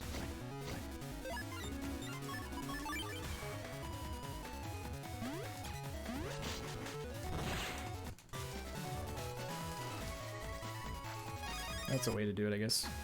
Oh, I can just go. We're gonna dip in here just to keep my encounter rate 0. But yeah, so host basically means people can willingly go over to the other person's channel. So yeah, we just got 2 encounters, which means we're gonna lose a lot of time. It's like 30 seconds or so.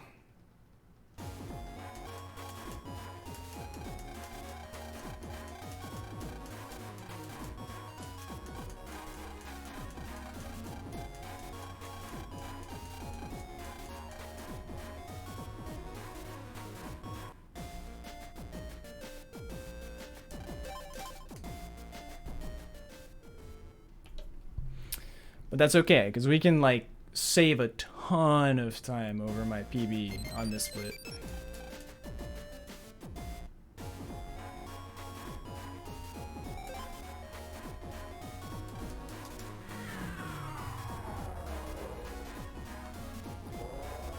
If only Seal didn't talk way too much. Yeah, if only we could just go straight home. True.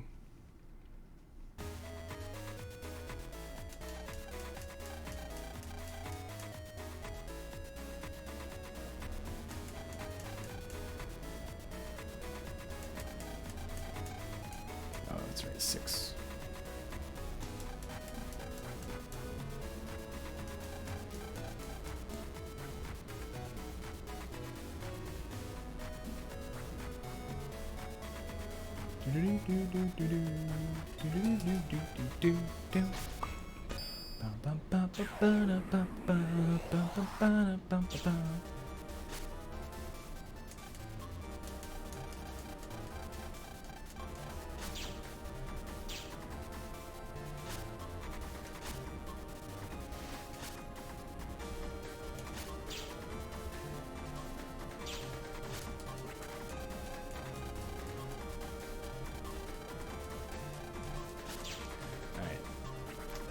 So, we're hoping to not get an encounter here.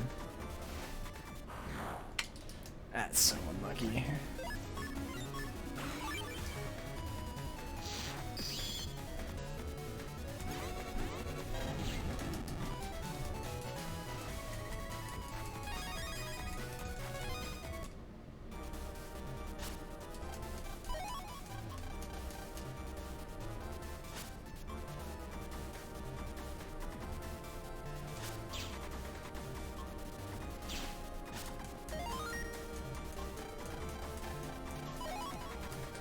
Alright, I'm gonna risk this just to save a tiny bit of time.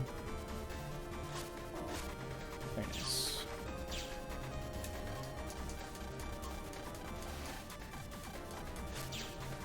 So that encounter didn't really lose us that much time. Alright, I can just do this. And then slip walk.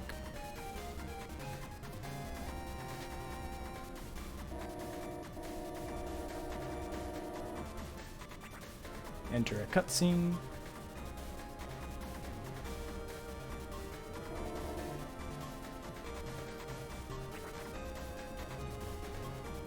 One of the important things with slipwalk, do not enter a warp or you will soft lock your game. It's very important.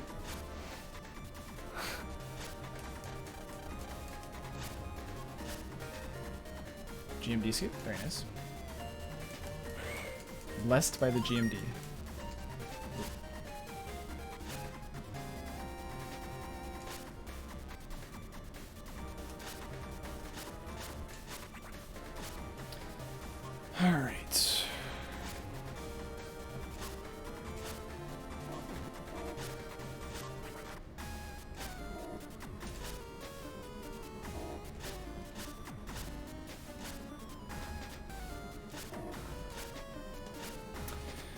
so we're saving time on my PB almost certainly.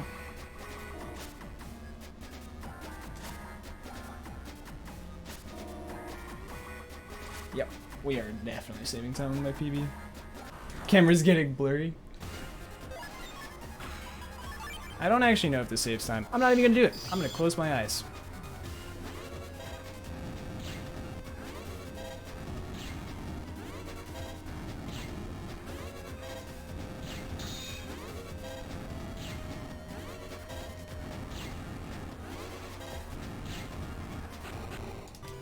There he is.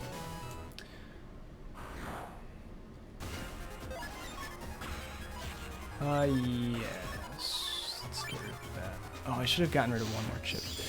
Alright.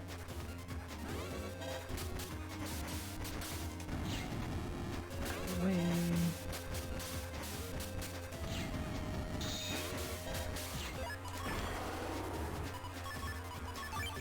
Alright.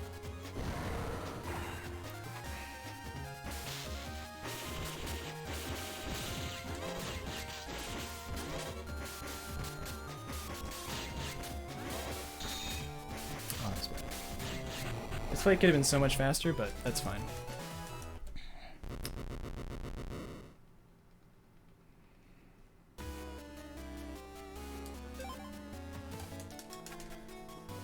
All right.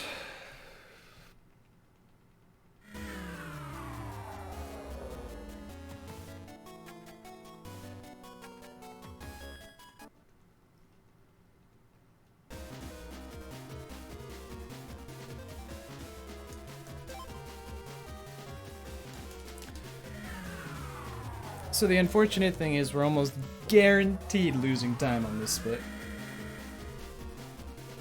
Oh no, he had perfect fights and no encounters. And he's playing on JP, so he didn't even slipwalk in Undernet 2.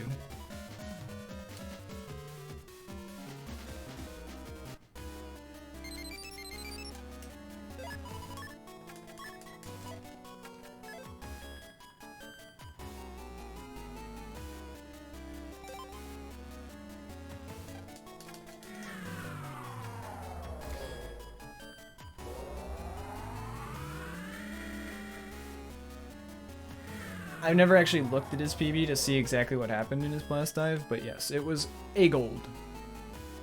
And both components of it, both Moonstone and Diamond EX, are better than my golds.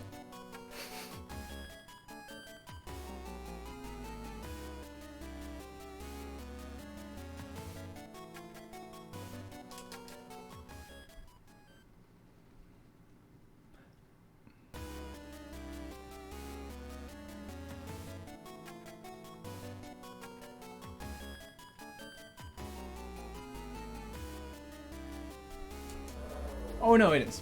It definitely is. It definitely is lurking.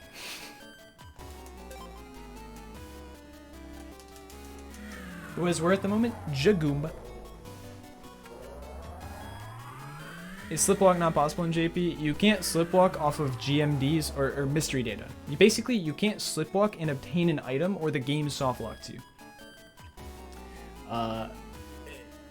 Shoutouts to Fat Kid for discovering it. It just happens.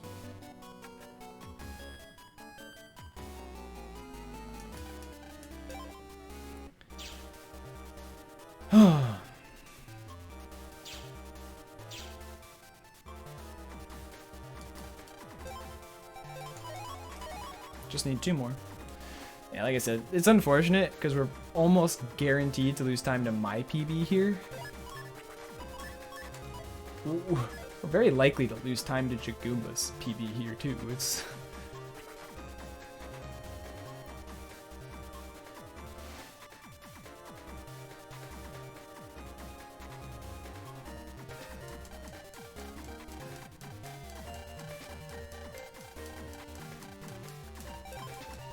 in a race.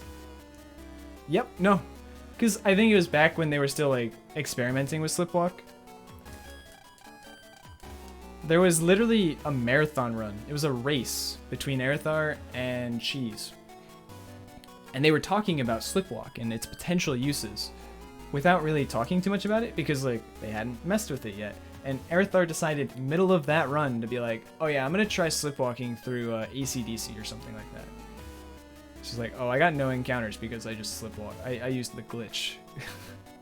And I was like, oh, you used the glitch? So it's probably a fat kid joining a race and decided, oh, I'm gonna try this thing because apparently you can do it off of mystery data.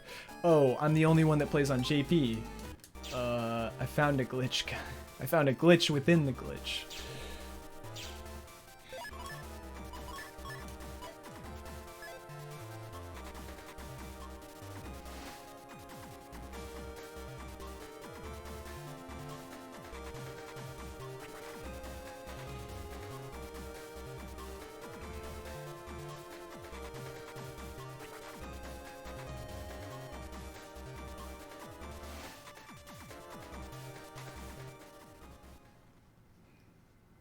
More evil spirits time.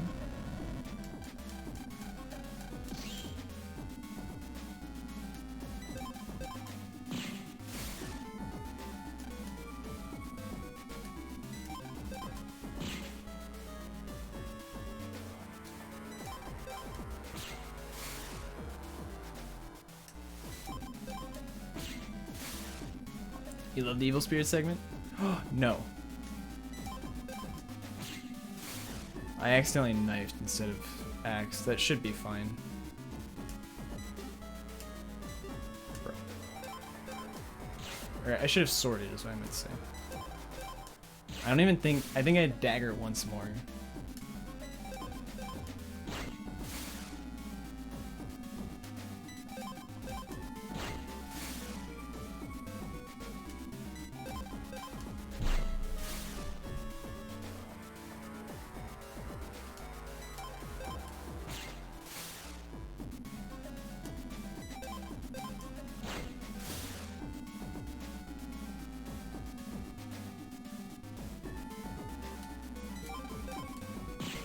Oh.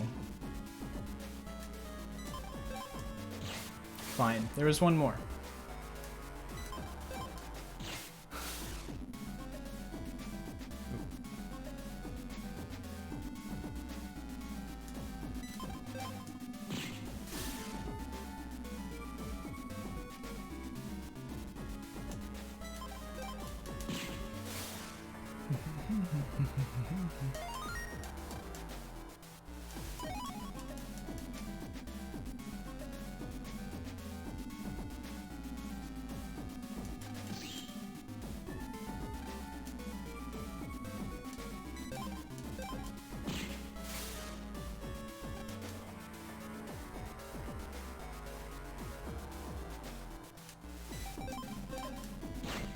Speedrun's supposed to expire.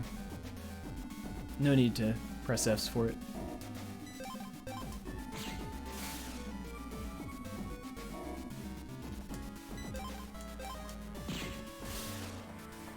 Yep.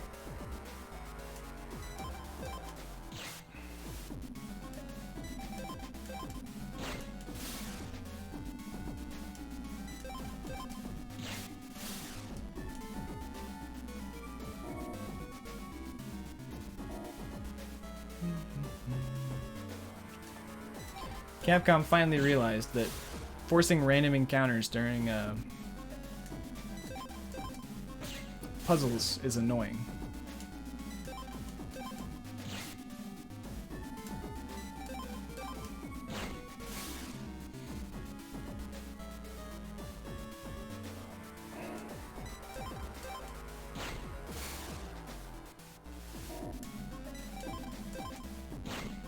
Time-based puzzles? Well, this one's not time-based, but yes. I don't think any puzzles are really time-based.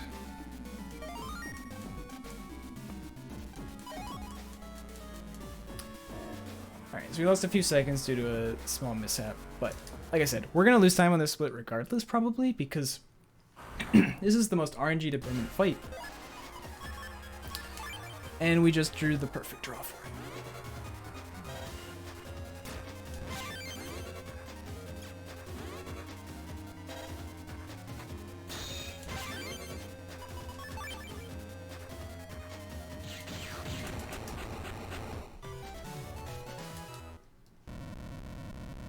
We're still going to lose some time, though. because I drew M Boomer on this fight as well.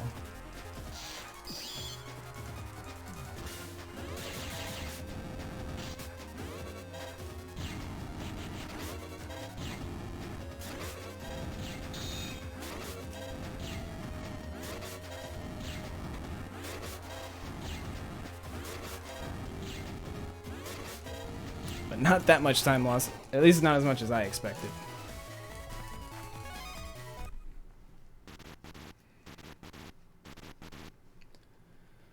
All right.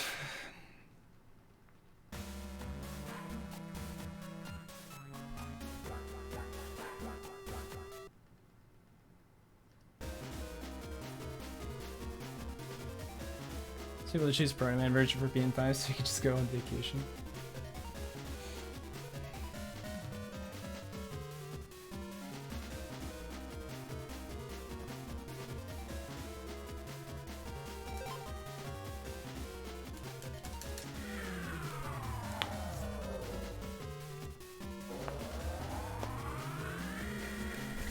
What a good run. Oh, let me have my hands on the controller. What a good run. That's a nice little treat for the GDQ raid.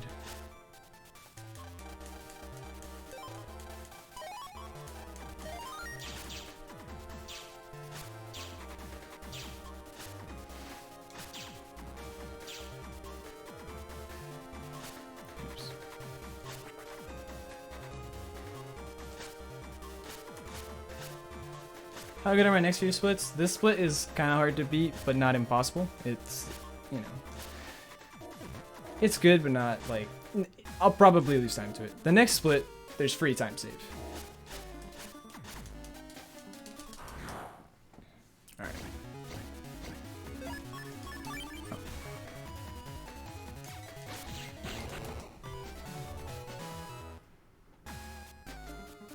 Oh no, lurking, I drew crack shot and boomer. And then turn to heat pressed, so yeah. Yeah, we're just doing this. I was thinking about air spin. I don't think it works.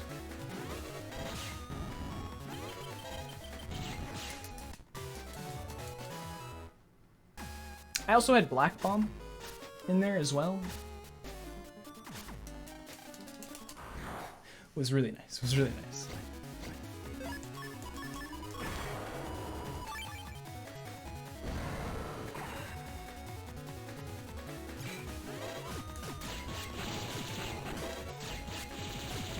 All right, that's how that fight should go.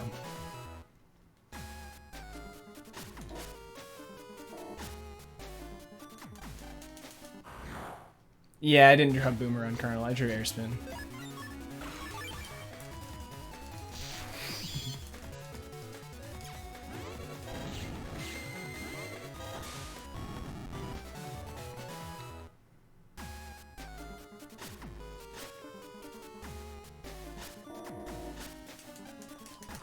You love to ear it.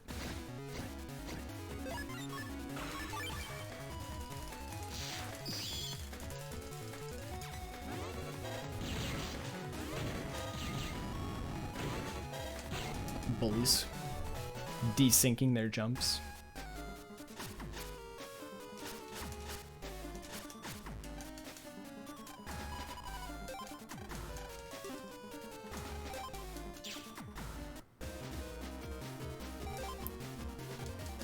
No wrong levels.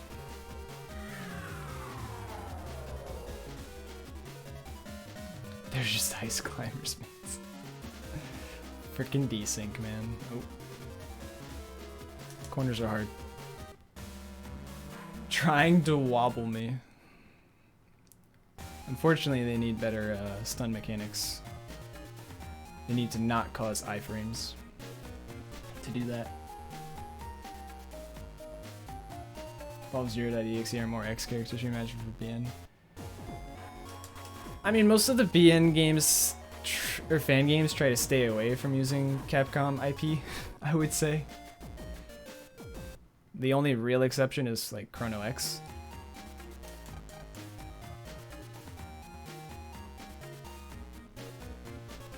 Yeah, no, Zero's in NT. I know he's in NT.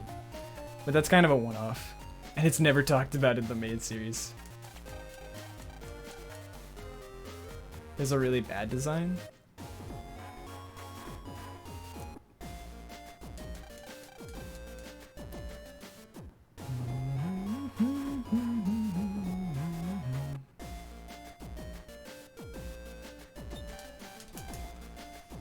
Okay.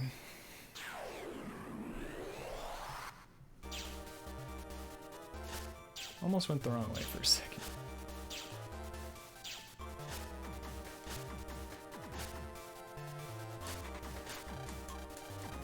Slip walk to get through most of the area. However, we will have to slip into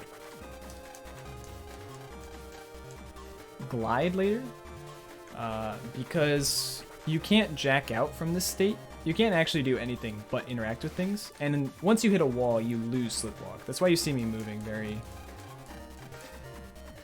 carefully. So we do need to slip into a wall, and that will trigger an encounter check, which we skipped.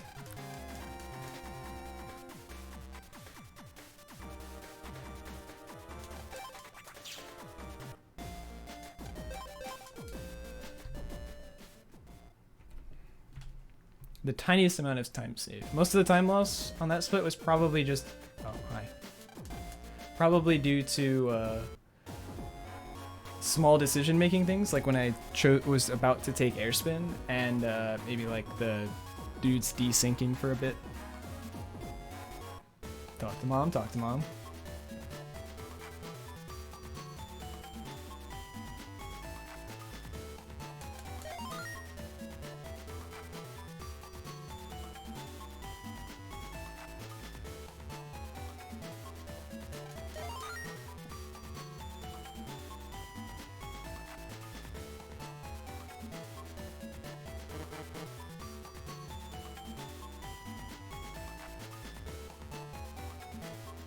You saw that? You saw the frame, dude? Dude, I have spent way too much time optimizing my movement in this game.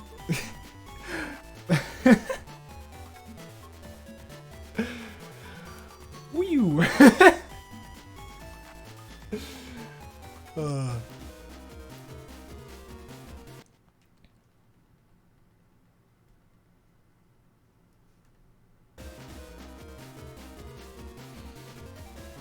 Alright, so this split has a lot of time save. I say free time save, it's not free time save. This split has some of the hardest to do things in the game. Hard tricks, hard just movement. And of course my heart starts pounding now that I think about it. Technically speaking, the fact that I am ahead of my PB means that as long as I just get an average time, like 11:40, I will bop Chigumba. Hard RNG with Typhoons. To an extent. Yeah, I kind of need to focus. Ignore chat, stop reading this. It's gonna make me read chat more, what do you mean? You guys remember the run yesterday? My PB, actually?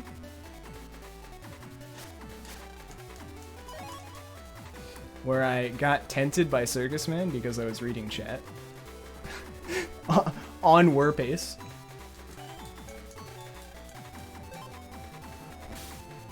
How will you know where the stamps are? Enter gamer mode. True.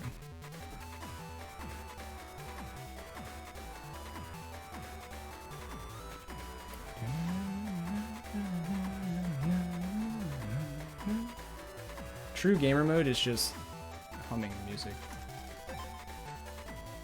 Just ooh. Almost got me.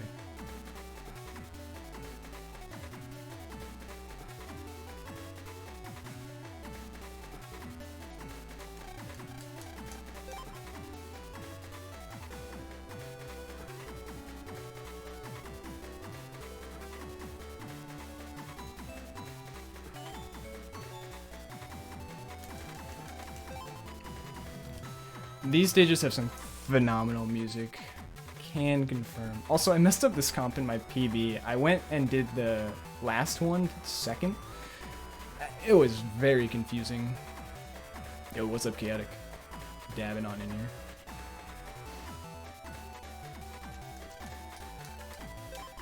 It's the toy robo in Kingdom Hearts guy.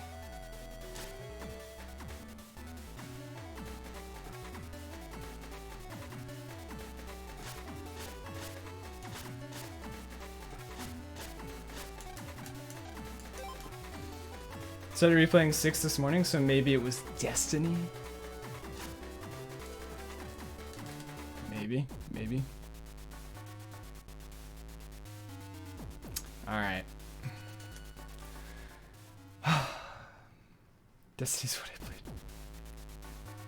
Damn it, TJ. I tweet nothing but the truth. You are not wrong. Okay.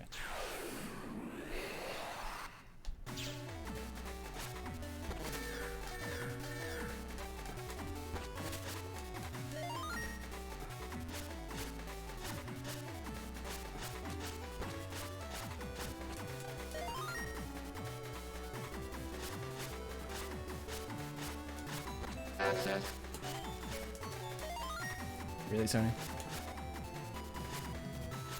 Now?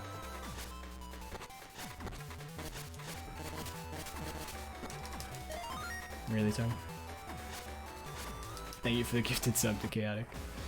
You fucking do it in the middle of fucking gavel skip? What is wrong with you?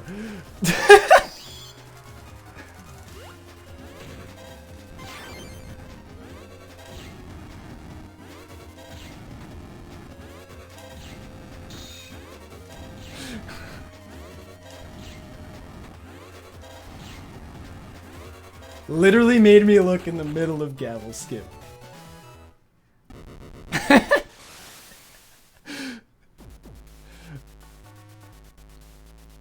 What a legend. That even scared you.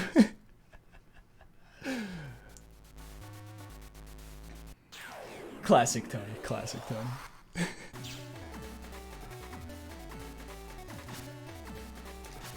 Yeah, I just stopped there and analyzed the Gavel's movement. That's literally all I do. Hold on.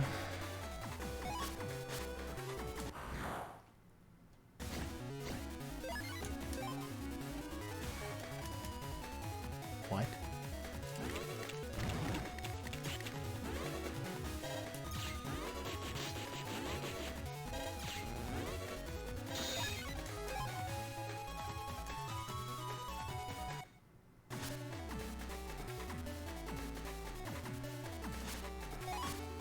I'm just more upset. Not that that was a freaking nightmare, but that that was a... Did you see how early that encounter was?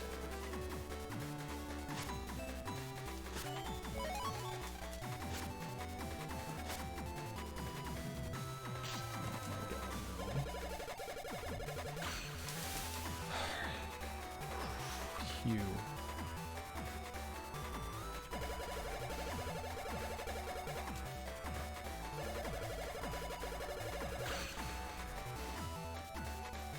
Please.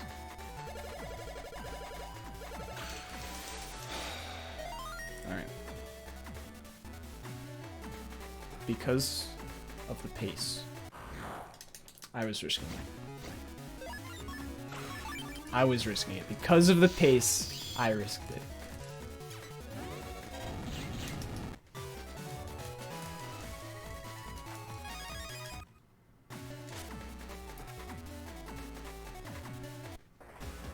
Also, never mind. I'll talk about it later.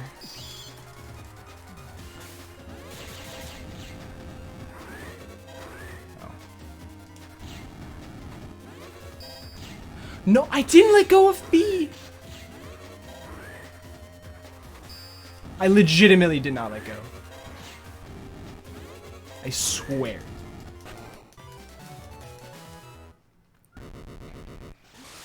No, you can totally get 2. That's why I risked it. I got that encounter as early as humanly possible. But I was like, I think because of the pace, I want to risk this. I think it's dead again. Lovely, lovely. Well, at least let's do this comp right this time.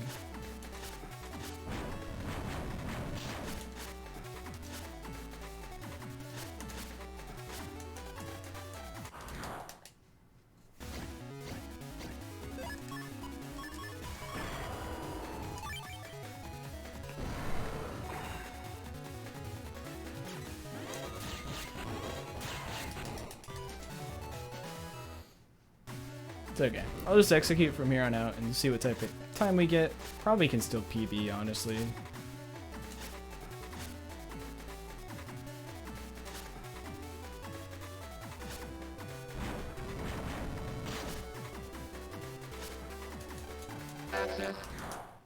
Yo, Brian. Thank you for the sub. Appreciate it. Tier 1. It has almost been a year, my friend. It is always Path 3, I swear.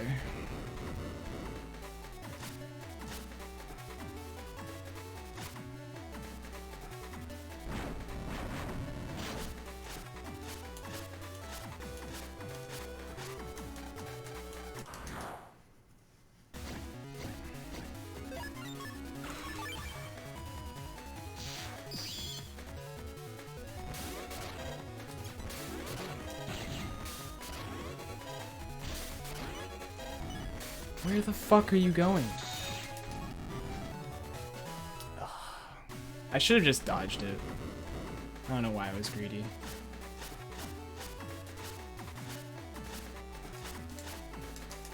That's fine.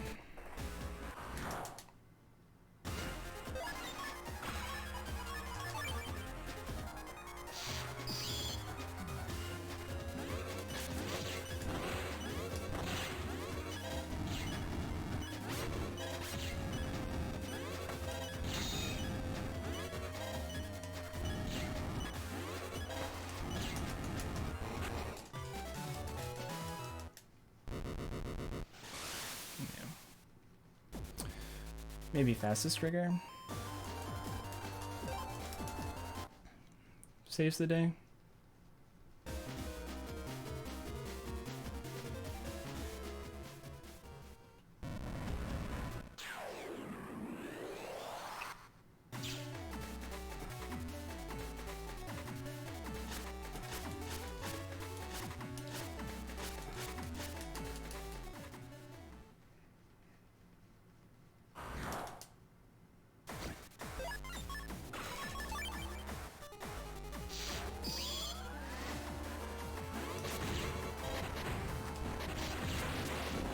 Faster Gregar.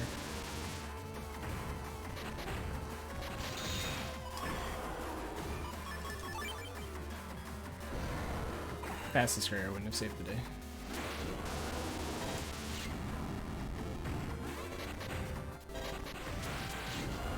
Really just putting out lightning.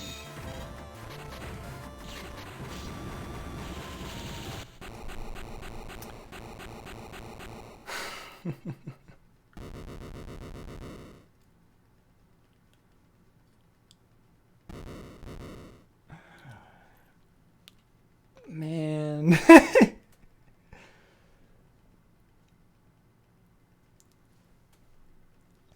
Path 3 sucks. Path 3 really sucks. Thank you for the GGs, everyone. Appreciate it very much. Oh.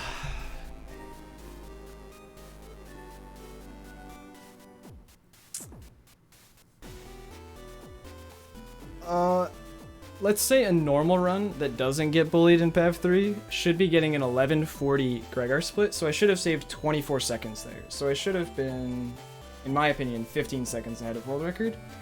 And then if you assume that I draw like M-Boomer like that, that saves another like 5-10 seconds depending. So yeah. Oh no, that's a PB. I PB'd by 8 seconds.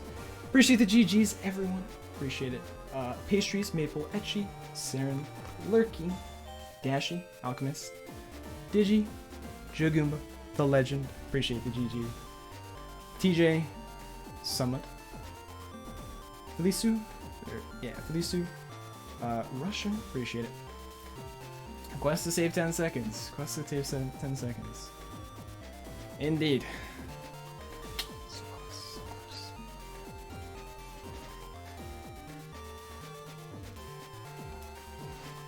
So close.